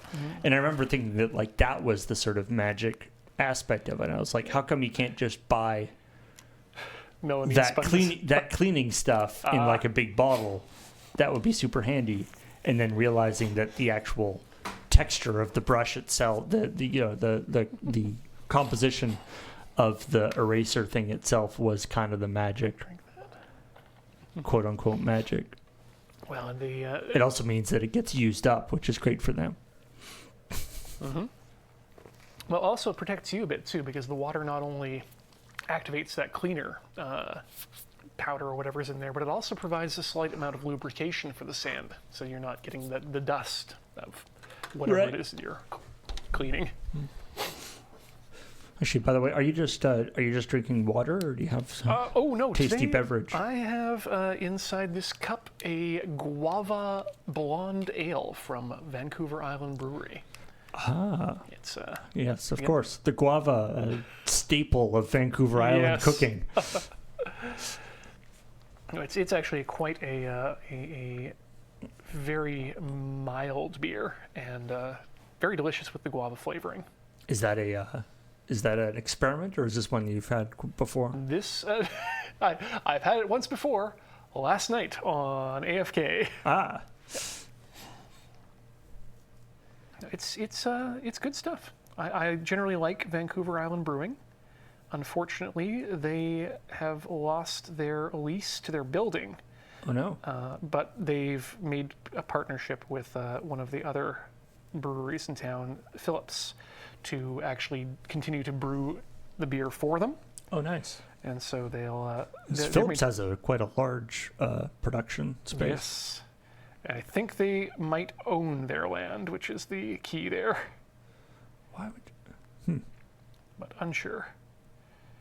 Anyway, the Vancouver Island Brewing still maintains a test kitchen for developing new beers, but they're contracting through Phillips to do the actual brewing itself. I should extend this wing.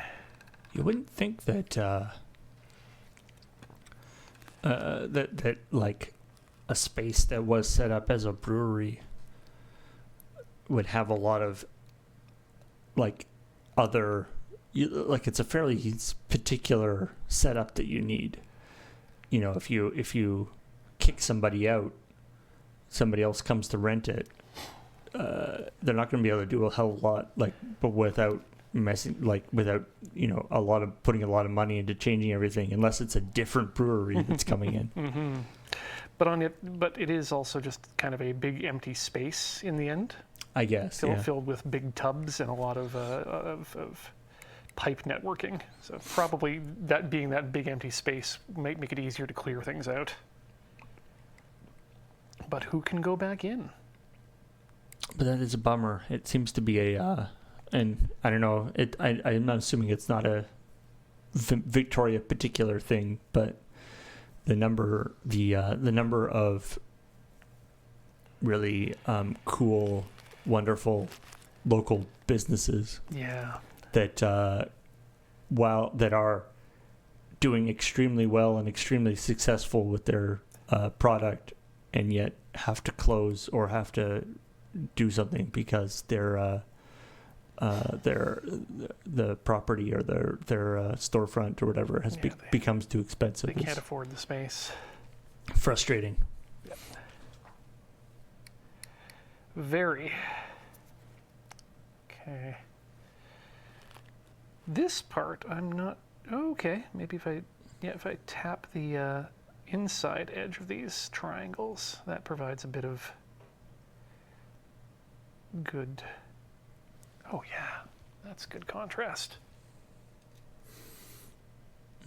Yeah, it's interesting. You have to kind of you have to figure out your approach with different types of ledges and indents has to be a little bit different. What's your angle here, man? Oh. If nothing else, the nib is much easier to hold than the brush is. For a long period of time. Yeah. That is always a very, very important consideration. Well, a lot more ergonomic to hold too than grabbing this. Where is it here? This little thing here in your fingers and trying to poke at it. Exactly. And having a little bit longer of a handle means you can maneuver it in more comfortable and more stable ways, which is also important when you're trying to hit very tiny targets. Yeah, I definitely, when I'm doing, very, very precise model painting and stuff, it's when you realize, like, oh yeah, I have a bit of like a slight tremor. Slight, yes.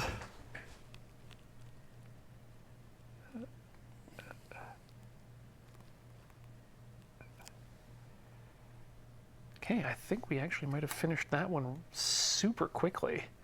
I'm going to do a quick test just to see how it looks on these wing bits here. Unfortunately, a lot of the panel itself is separate plastic, which is where you don't want to be putting your panel liner. Oh, interesting. But if we just do some of the serrations, maybe.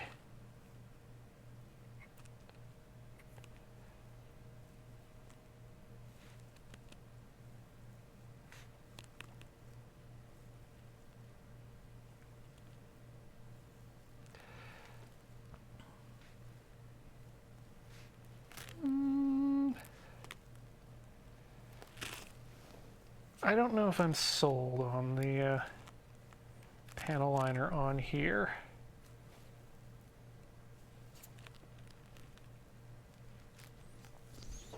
I'll leave it here to dry, but I think we might just skip on panel lining the golden jaws.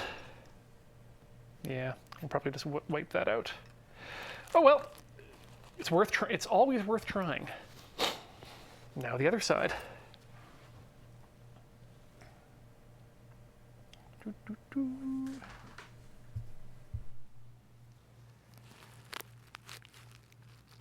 Touch, touch, touch, touch, touch. There we go. Learning the vagaries. It's like you're just taught like a dog a trick. Touch, touch, touch, touch, touch, and you get a treat. Come on. If you break out the clicker during this stream, I swear to God.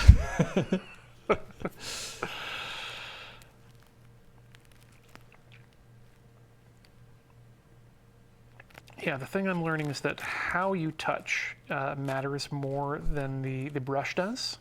Again, because it's a pen nib, it's not a brush. You have to you have to approach it from a certain direction. Right.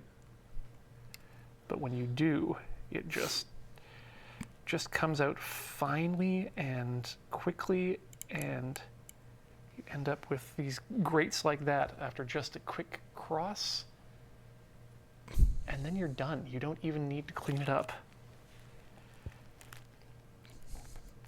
Now, in that sense, there is a tiny bit of cleanup that's going to need to be done there, but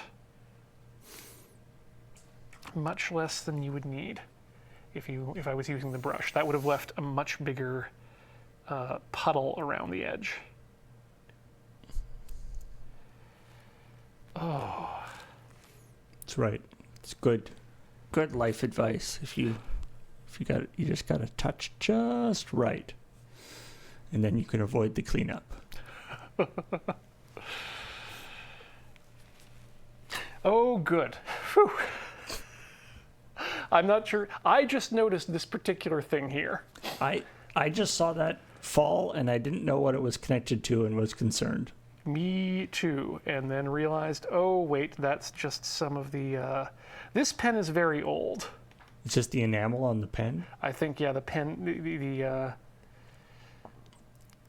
The liquid might be actually... No, it's not coming up into the pen yet, but I think it's just, become old and brittle, and it started chipping as I run my fingers over the side of it. Okay, good. I mean, I could switch to the feather pen if people wanted to see that. The most decadent panel lining.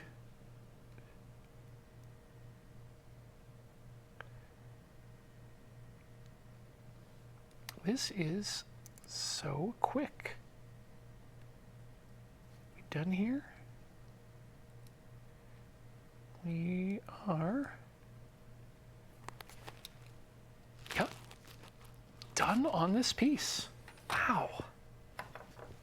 Absolutely love how clean and easy that makes things go. That said, we are just past the top of the hour here, where we usually take our breaks. So we are going to do so. Get up, swap your fluids, stretch your legs, and we'll be back with a bit more panel lining here on Tinker Tailor Soldier Fry. Don't go all the way away.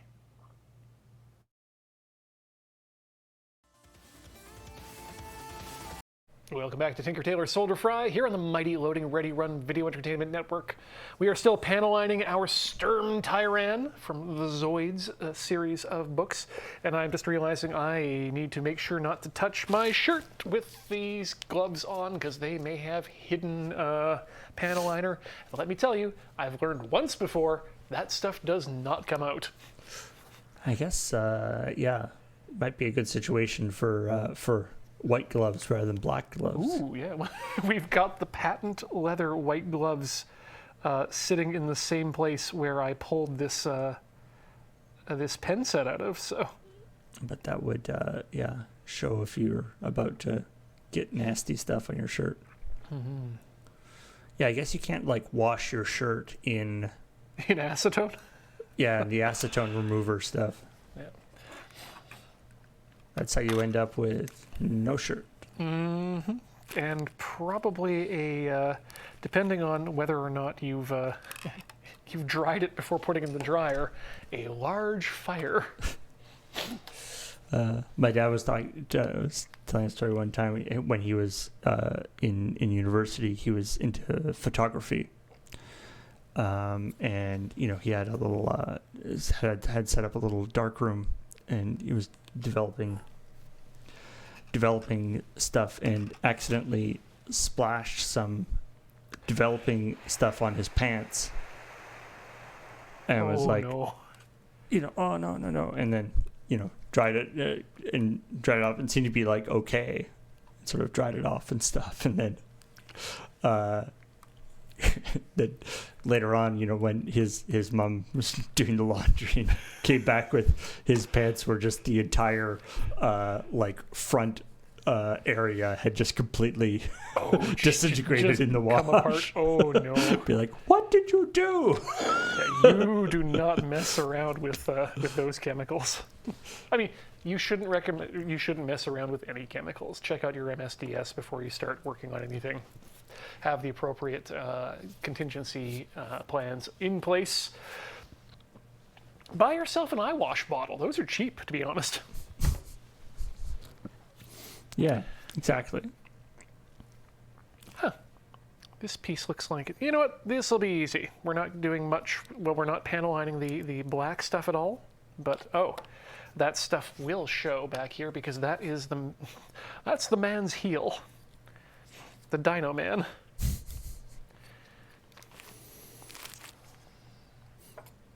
And to make sure if you don't panel line that, that will be his one weak area. Somebody will come by and stab him right in the ankle. Be like, no, I was invulnerable to everywhere that was panel lined. Welcome. I'd like to introduce you to the latest in mobile suit technology, the LRR-17G Achilles. Why is it named the Achilles? Well, you see, its only weakness is in its heel.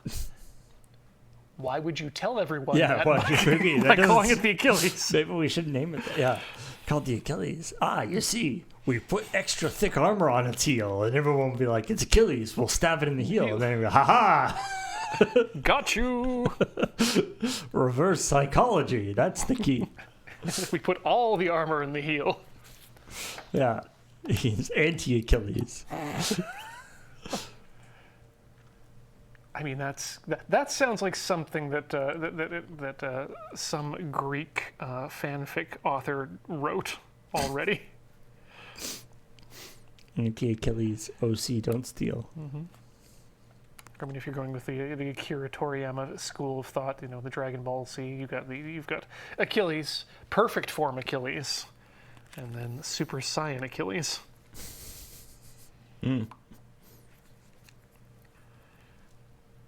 Right. Well, of course, yeah.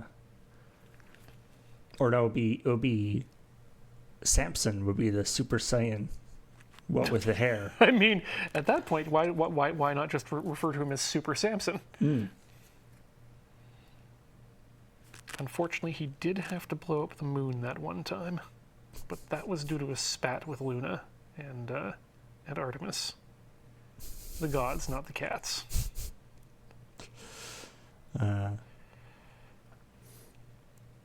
sure there are multiple anime that intersect with Greek mythology. I believe there are. Not least of which would be Zodiac Warriors. Oh, why do I... Saint Seiya. Well, sorry, and by interact with, I mean acknowledge and then also reinterpret. Yes. It's a genre, not a... So no, it's a medium, not a genre. That is the key thing to understand about animation in general. Well, and animation in general, but anime in particular. Yes, yeah. Because, anime is, I mean, not unique, but I would say relatively unusual in that anime is used in, you can get anime in so many genres that are not typically animated. No. But as a slight counterpoint, I would say we are now in that stage where there are enough kids who grew up on anime in whatever form they saw it, Robotech or your Captain Harlocks, your Mazinger Z's, and are making cartoons today that are not only influenced by, but sometimes even straight up reference the anime from their past, and work in genres that are not traditional animation genres for North America. I think, for example, like Scavenger's Reign is... I would have said that's something you would only be able to get greenlit in Japan, because as an animation, you might be able to make it a movie in North America or a TV series, but it'll be a hard sell because it is such a stylized and experimental series. I'm not familiar with that series. Oh, okay. I think you might enjoy it. It's a story about a planet that was targeted for colonization and didn't things have happened over time with the sleeper ships and the ships. So it's sort of this very hostile, very truly alien world, and getting to see these different people in different situations who have woken up or who've been living there for decades at a time, how they interact and how they manage to navigate still living in this truly alien place. Neat. And very stylized computer animation, very, very interesting to watch. So that's it's an American produced show, but sort of has a anime feel to it. Exactly. It's not big eyes, small mouth, which is the usual when people say, "Oh, it looks like an anime," because anime contains multitudes in terms of artistic style as well, much like contemporary American animation. But then you get things like Steven Universe, which is influenced by anime in so many ways. My favorite one is still that, if you're familiar with the series, the character of Lars. Yeah. Who eventually, I'm not sure if have you seen the full series? I have, yes. Okay, good. Yeah, he gets pulled off to become a space pirate. Right, of course. Then they literally give him a space pirate Captain Harlock jacket to go along with that. Yeah, yeah. And, for anyone else, it's like, okay, he's had a fun arc, he's a space pirate. But for those in the know, like, oh yeah, I see that jacket, I see what you're doing here.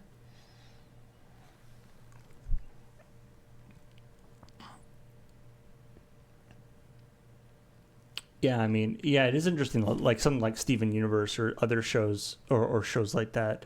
I would say like, was it Kipo? It's another Kipo Among the Wonder Beasts. Oh, I'm not familiar with that one.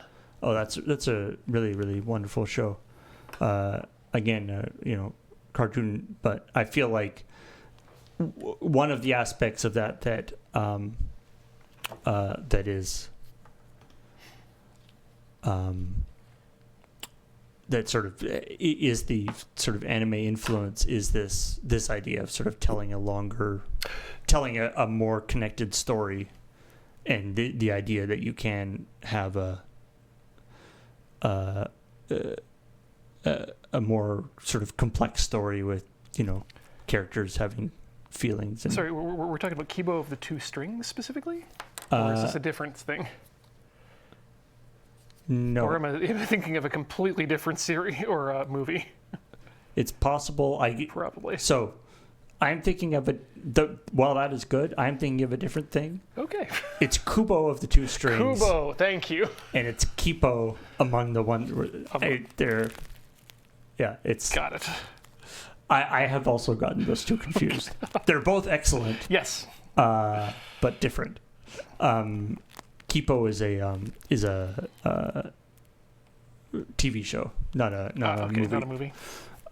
So it's an extended thing of just sort of it's sort of this girl traveling through a kind of post-apocalyptic world where humans are very much not only the minority but extremely they're not very popular, shall we say, and everybody else are various sort of mutated animals. I think I saw a article about that recently. Are there raccoon people in that? Yes, yeah, okay. and like the wolves have taken over the observatory and are. Is it specifically to look at the moon? Are astrophysicists. The cats have become lumberjacks. Weird. And the lumber cats. There's all sorts of weird and wonderful things that they encounter, but also it's got some very heartfelt stuff in it. But that idea that you can tell stories that aren't either whatever, He-Man fighting people. Yeah, well, they're not just cartoons for kids in the morning. They're and even if they are, like, Kipo is fundamentally, a kid's thing, but it's older kids, and probably it's more directed towards older kids, and it has some good message. Kind of like Steven Universe. It's got some stuff. Yeah, I do think there should be regulation in media to protect children. Things like the various laws in the states to restrict advertising to children during early morning programs is great. But I don't think we need to necessarily say that this particular genre of or medium of storytelling is only for children. Oh, certainly, yeah. I mean, oh God, puppets. Again, something that Japan is doing much better than North America is at the moment. Are you familiar with Thunderbolt Fantasy? I am not, no. It is a series of, I want to say they're Chinese folk tales, but done in the style of these large puppets that are piloted by people, much like in the Bunraku style, where they're there, but they're in costumes so that you don't see them, quote unquote. But telling some amazing stories and very very mature. I mean, are we talking like, Super Marionettimation, Thunderbirds Are Go kind of stuff? Well, close to that, but Romance of the Three Kingdoms style stuff. Oh, okay. But also huge, pyrotechnic electrical displays of supernatural power and throwing a literal puppet off a cliff. Because the puppet can't jump itself, so you just gotta toss it. But yeah, telling these long-running stories of interesting and deep characters that evolve over time. Wow. Yeah, like people. This is going to be an unpopular opinion, but I don't like it when people call Avatar: The Last Airbender an anime. I think that anime is a Japanese medium created by and for Japanese people, and calling Avatar an anime is a disservice to making complex and mature themed animated shows in North America. Right. The idea that if something becomes too complex, it suddenly becomes anime. It's like, no, it can be a well done, interesting story that is its own thing. That is still American animation. And should be celebrated as such, that that can be achieved within the American Hollywood system. I mean, I you could certainly say anime influenced. Oh, absolutely, yes. And I think you should, because that's how we track and talk about cinema. But yeah, the idea that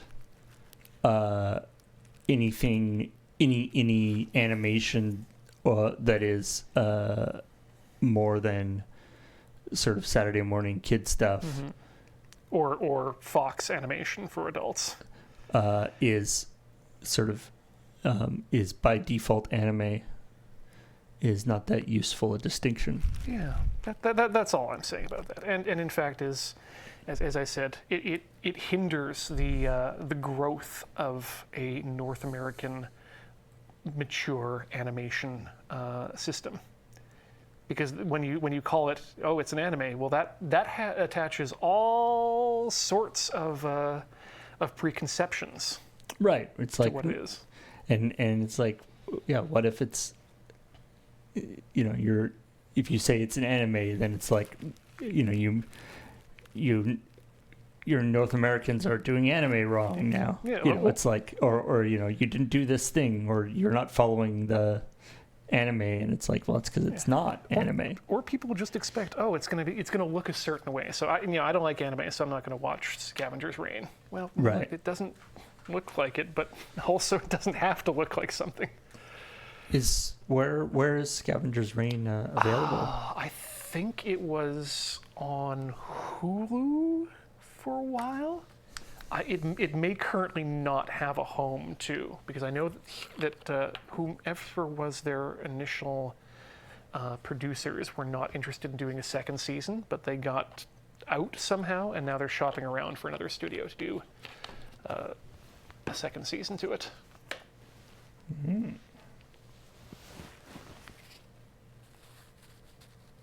Looks like you can get it off Apple TV and Amazon Prime. Oh, great. Then those are a great source for it. Or somebody says it was on Netflix. Of course, in Canada, we have a whole different set of things. Is it on Crave? Crackle? Is it on, is it on Hoopla? Tabernacle? Problem is, I could say any word, and there's no way to tell whether or not it is a No, there is a good chance. Nascent streaming service. Is it on Flibble Wibble? I wonder if anyone's put together a little application that just puts together syllables for potential product names for you, and then compares that against maybe the trademark database. Yeah. Fupo. Because I know a lot of these weird names came about because people just wanted to get a domain that was unique but also quick to type. Yeah, you just use the same system that whatever those companies that are always producing things on putting things up on Amazon, where they'd be like the product or the company name is always some sort of collection of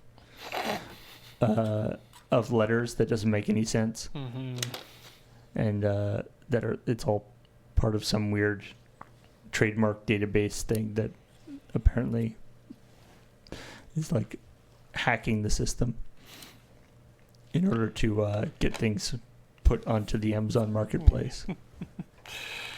Yeah. Once again, SEO ruins everything. I think that head is still too wet.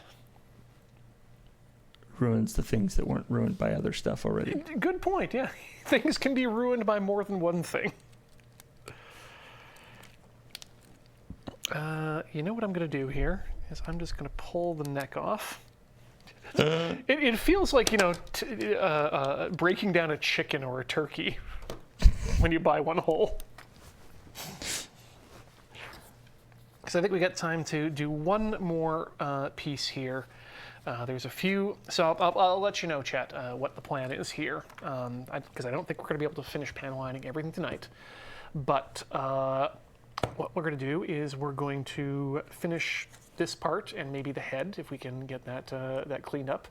Then I'm going to take it home and finish up the panel lining, because I think I don't have enough here to do another full episode of panel lining, and we definitely don't want to do any sort of coating or spraying here in Studio C. So what we'll do is I'll take it home, finish the panel lining, and maybe in a few weeks or a few episodes we'll come back and do some model making where we can actually put a matte top coat on here, put it all together, let you have a look, and then we can get it on the live set for beautiful display, if that works. Nice. Anyway, let's continue on while we have the time, shall we? And I noticed the CalArts distinction has already come up in chat there as well. It's always been a... It's with the noodly arms and the certain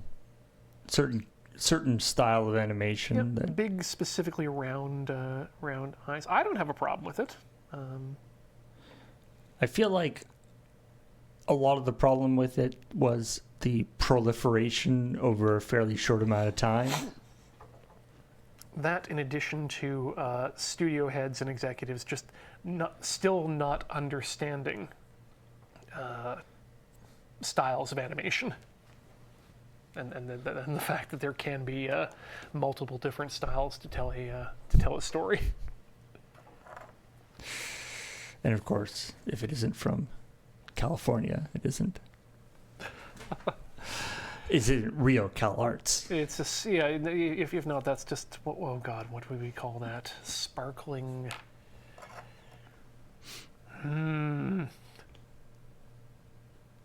Sparkling Chuck Jones? No. Wasn't his style either.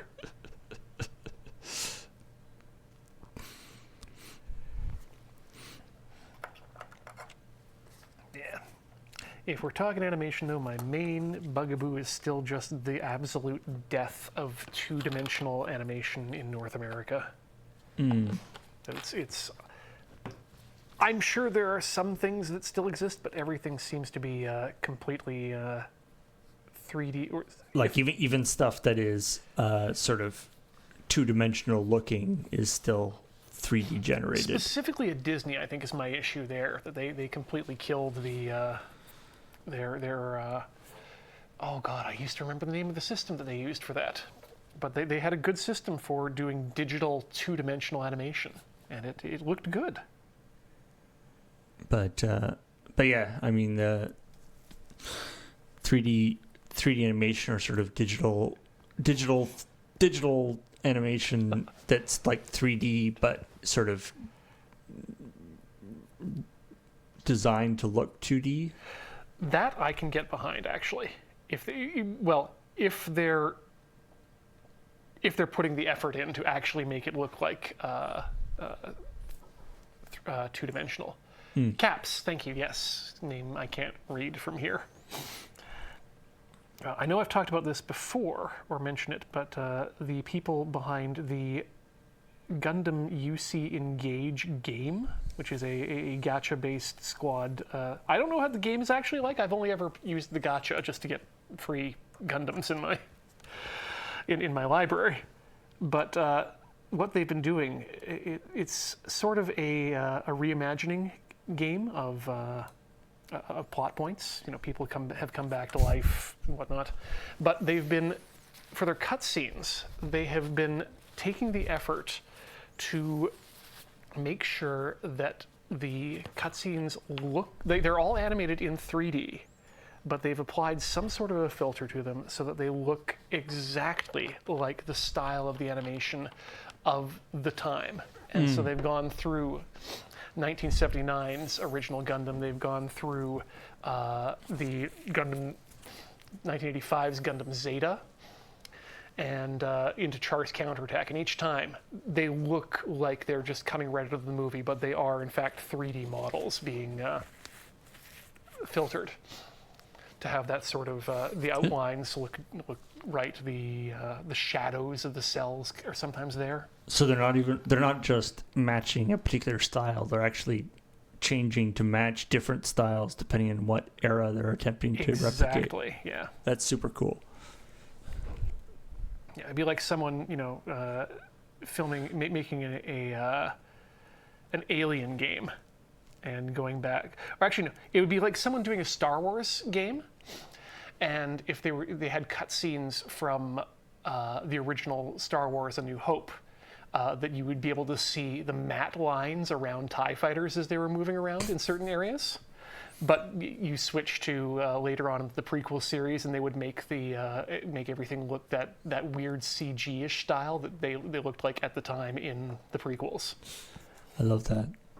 Yeah, that attention to detail is just, love it so much.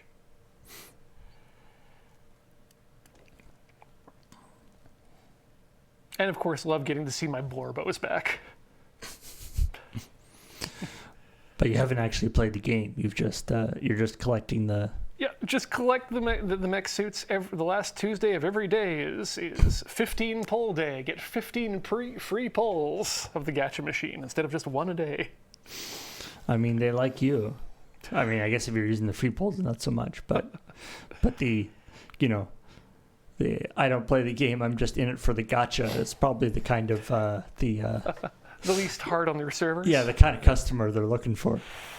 I mean, they do also have the daily login bonus, and it is kind of disappointing every time I come back to, we'll restart you on the track of daily login bonus from number 1. Oh, you're back again. Well, welcome back. Here's your day 1 login bonus. All right. I think I'm going to clean up my end of my poker stick here. I think we got time for maybe one more piece if I'm judicious about my time. At the very least, I can panel line. And maybe we don't have to clean up. Let's try the arm. Oh yeah, there's some nice stuff in here. We can have some fun. Slight touch. There's the light.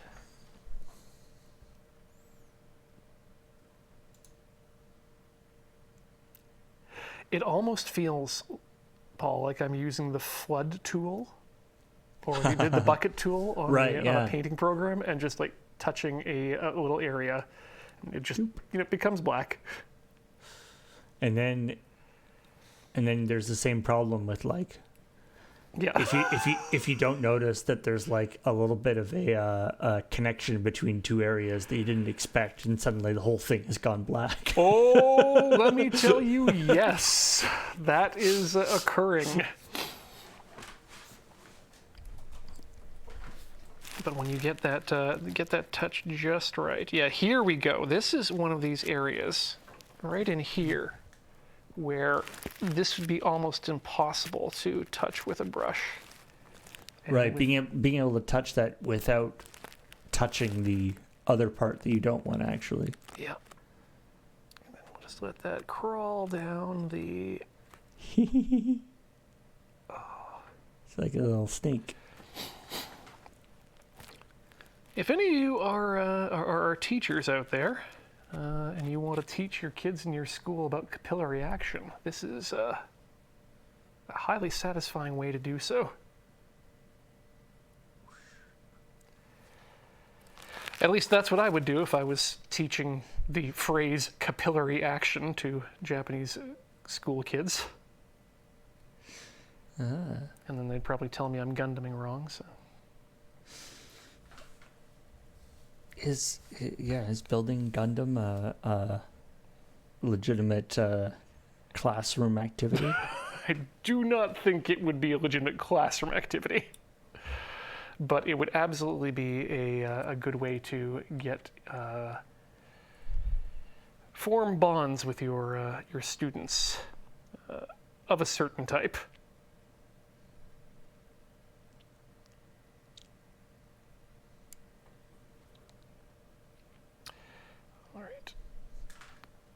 Line these sides here on the cuffs is what I'm calling them. No, wait, that's the it's literally the wrist at that point. Ugh. What I'm finding here now is the most cleanup I'm having to do with the pen lined pieces is honestly parts where I have accidentally touched a wet part with my gloved hand and have transferred some of that to other parts of the model.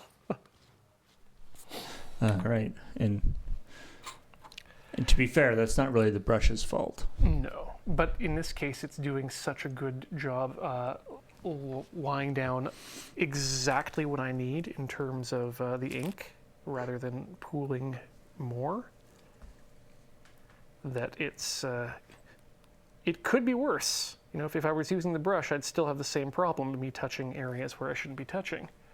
But at least this way, there's less panel lining fluid to go around to accidentally get picked up. Clear that tip just a bit. One of the capillary... I remember doing a capillary action thing in school that was, you get a nice big flower. Oh yeah, a nice big sort of white flower, and put it in a put it in a vase with dyed water, and then you can actually see the water be pulled up into the capillaries, which I guess is where the action comes from, of the flower. Super cool looking.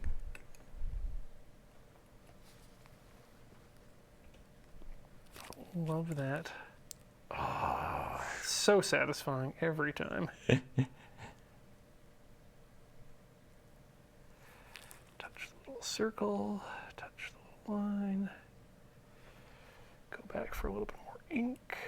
Yeah, I think while the idea of using the brush to touch the nib does give you more control over how much ink you get in there, I think I've got it on lock how much I want on the nib each time. It's just a little bit of a calibration process. Yeah, just knowing how far to dip. We dip, you dip. It's important to always know how far to dip your nib in the company ink. I mean, in general, but specifically this time.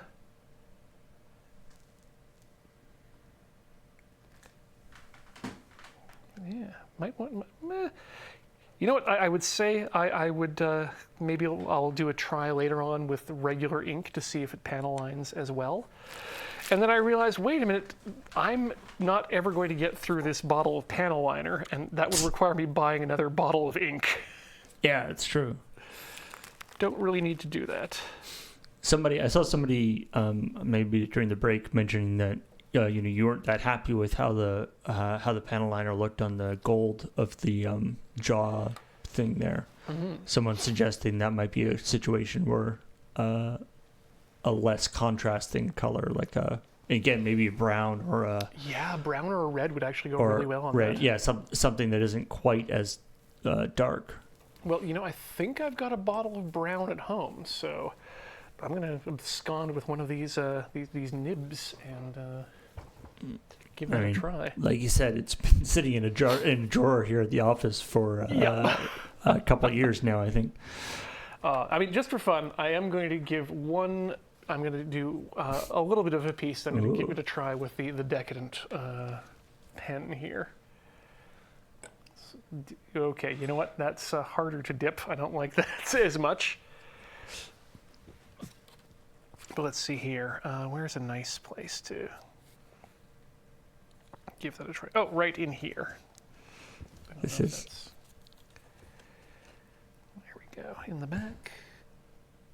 And right up in here. This is how people did their panel lining in Victorian times.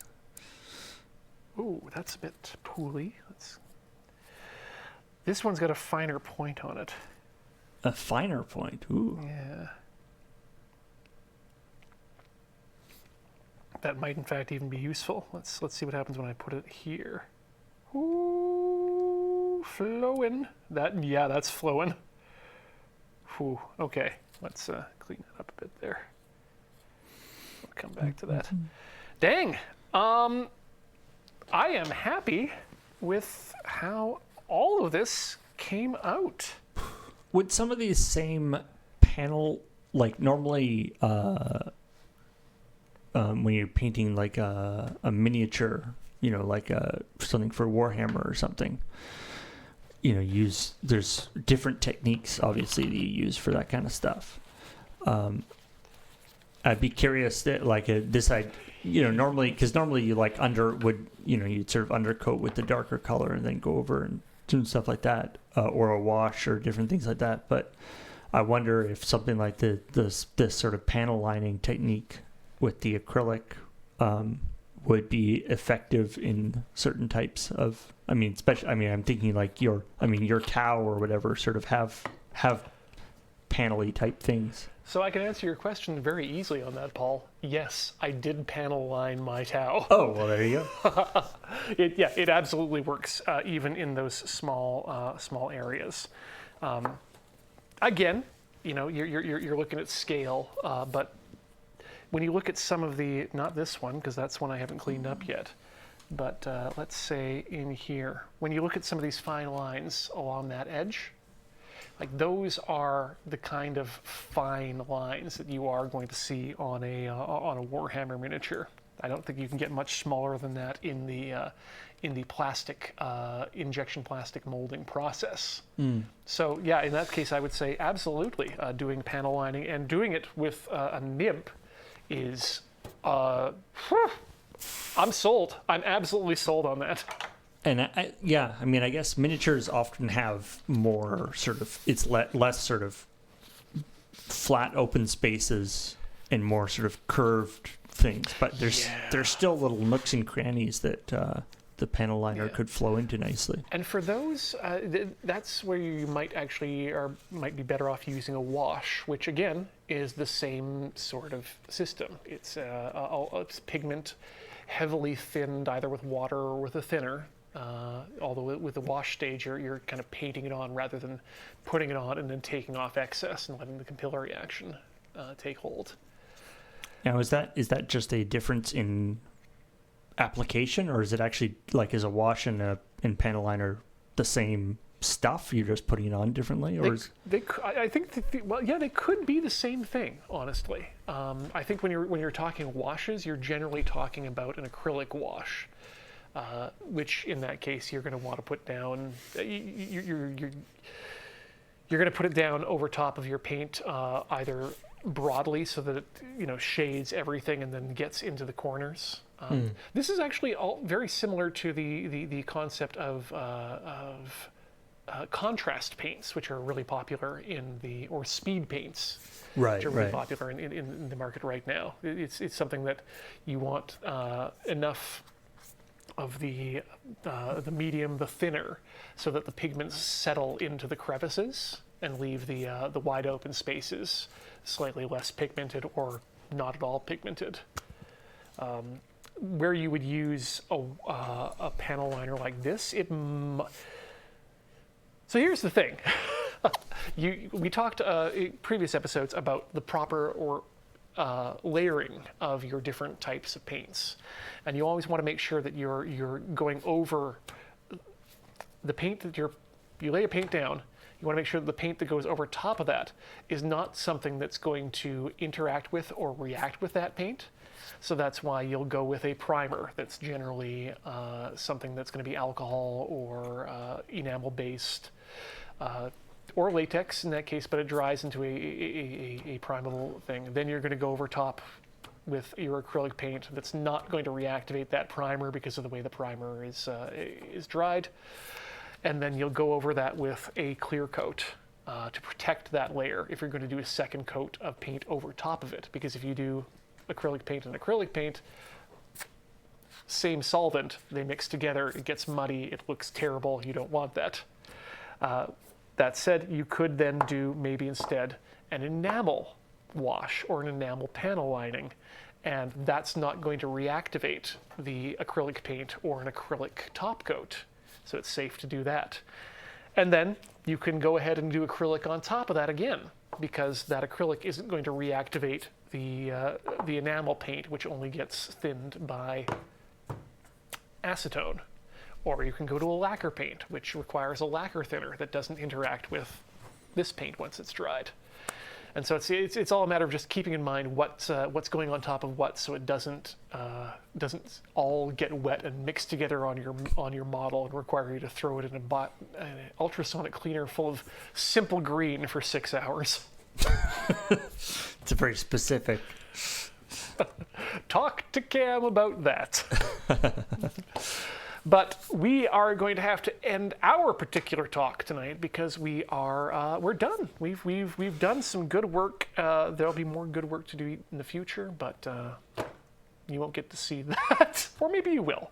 Who knows? The point is, it's been an absolute pleasure to have you with us as we do all of these projects, and of course, we couldn't do all these projects without you and your support over at patreon.com/loadingreadyrun. Check us out there for continuous support of the Prime variety. You can also subscribe at twitch.tv/loadingreadyrun. In fact, if you have a Prime subscription, you can use that there. You don't have to use it with us, but do use it. youtube.com/loadingreadyrun. Super you're welcome to all of these super thankers over there and your memberships. And of course, whether or not you are in the chat live, watching after the fact, lurking, whatever, we greatly appreciate your support of the channel and all the things we do here. So from myself and Paul over in the Crystal Gondola, I want to say thank you so much for watching one last time. We'll see you in a fortnight, never in Fortnite, ever forward, learning how to spite. Good night.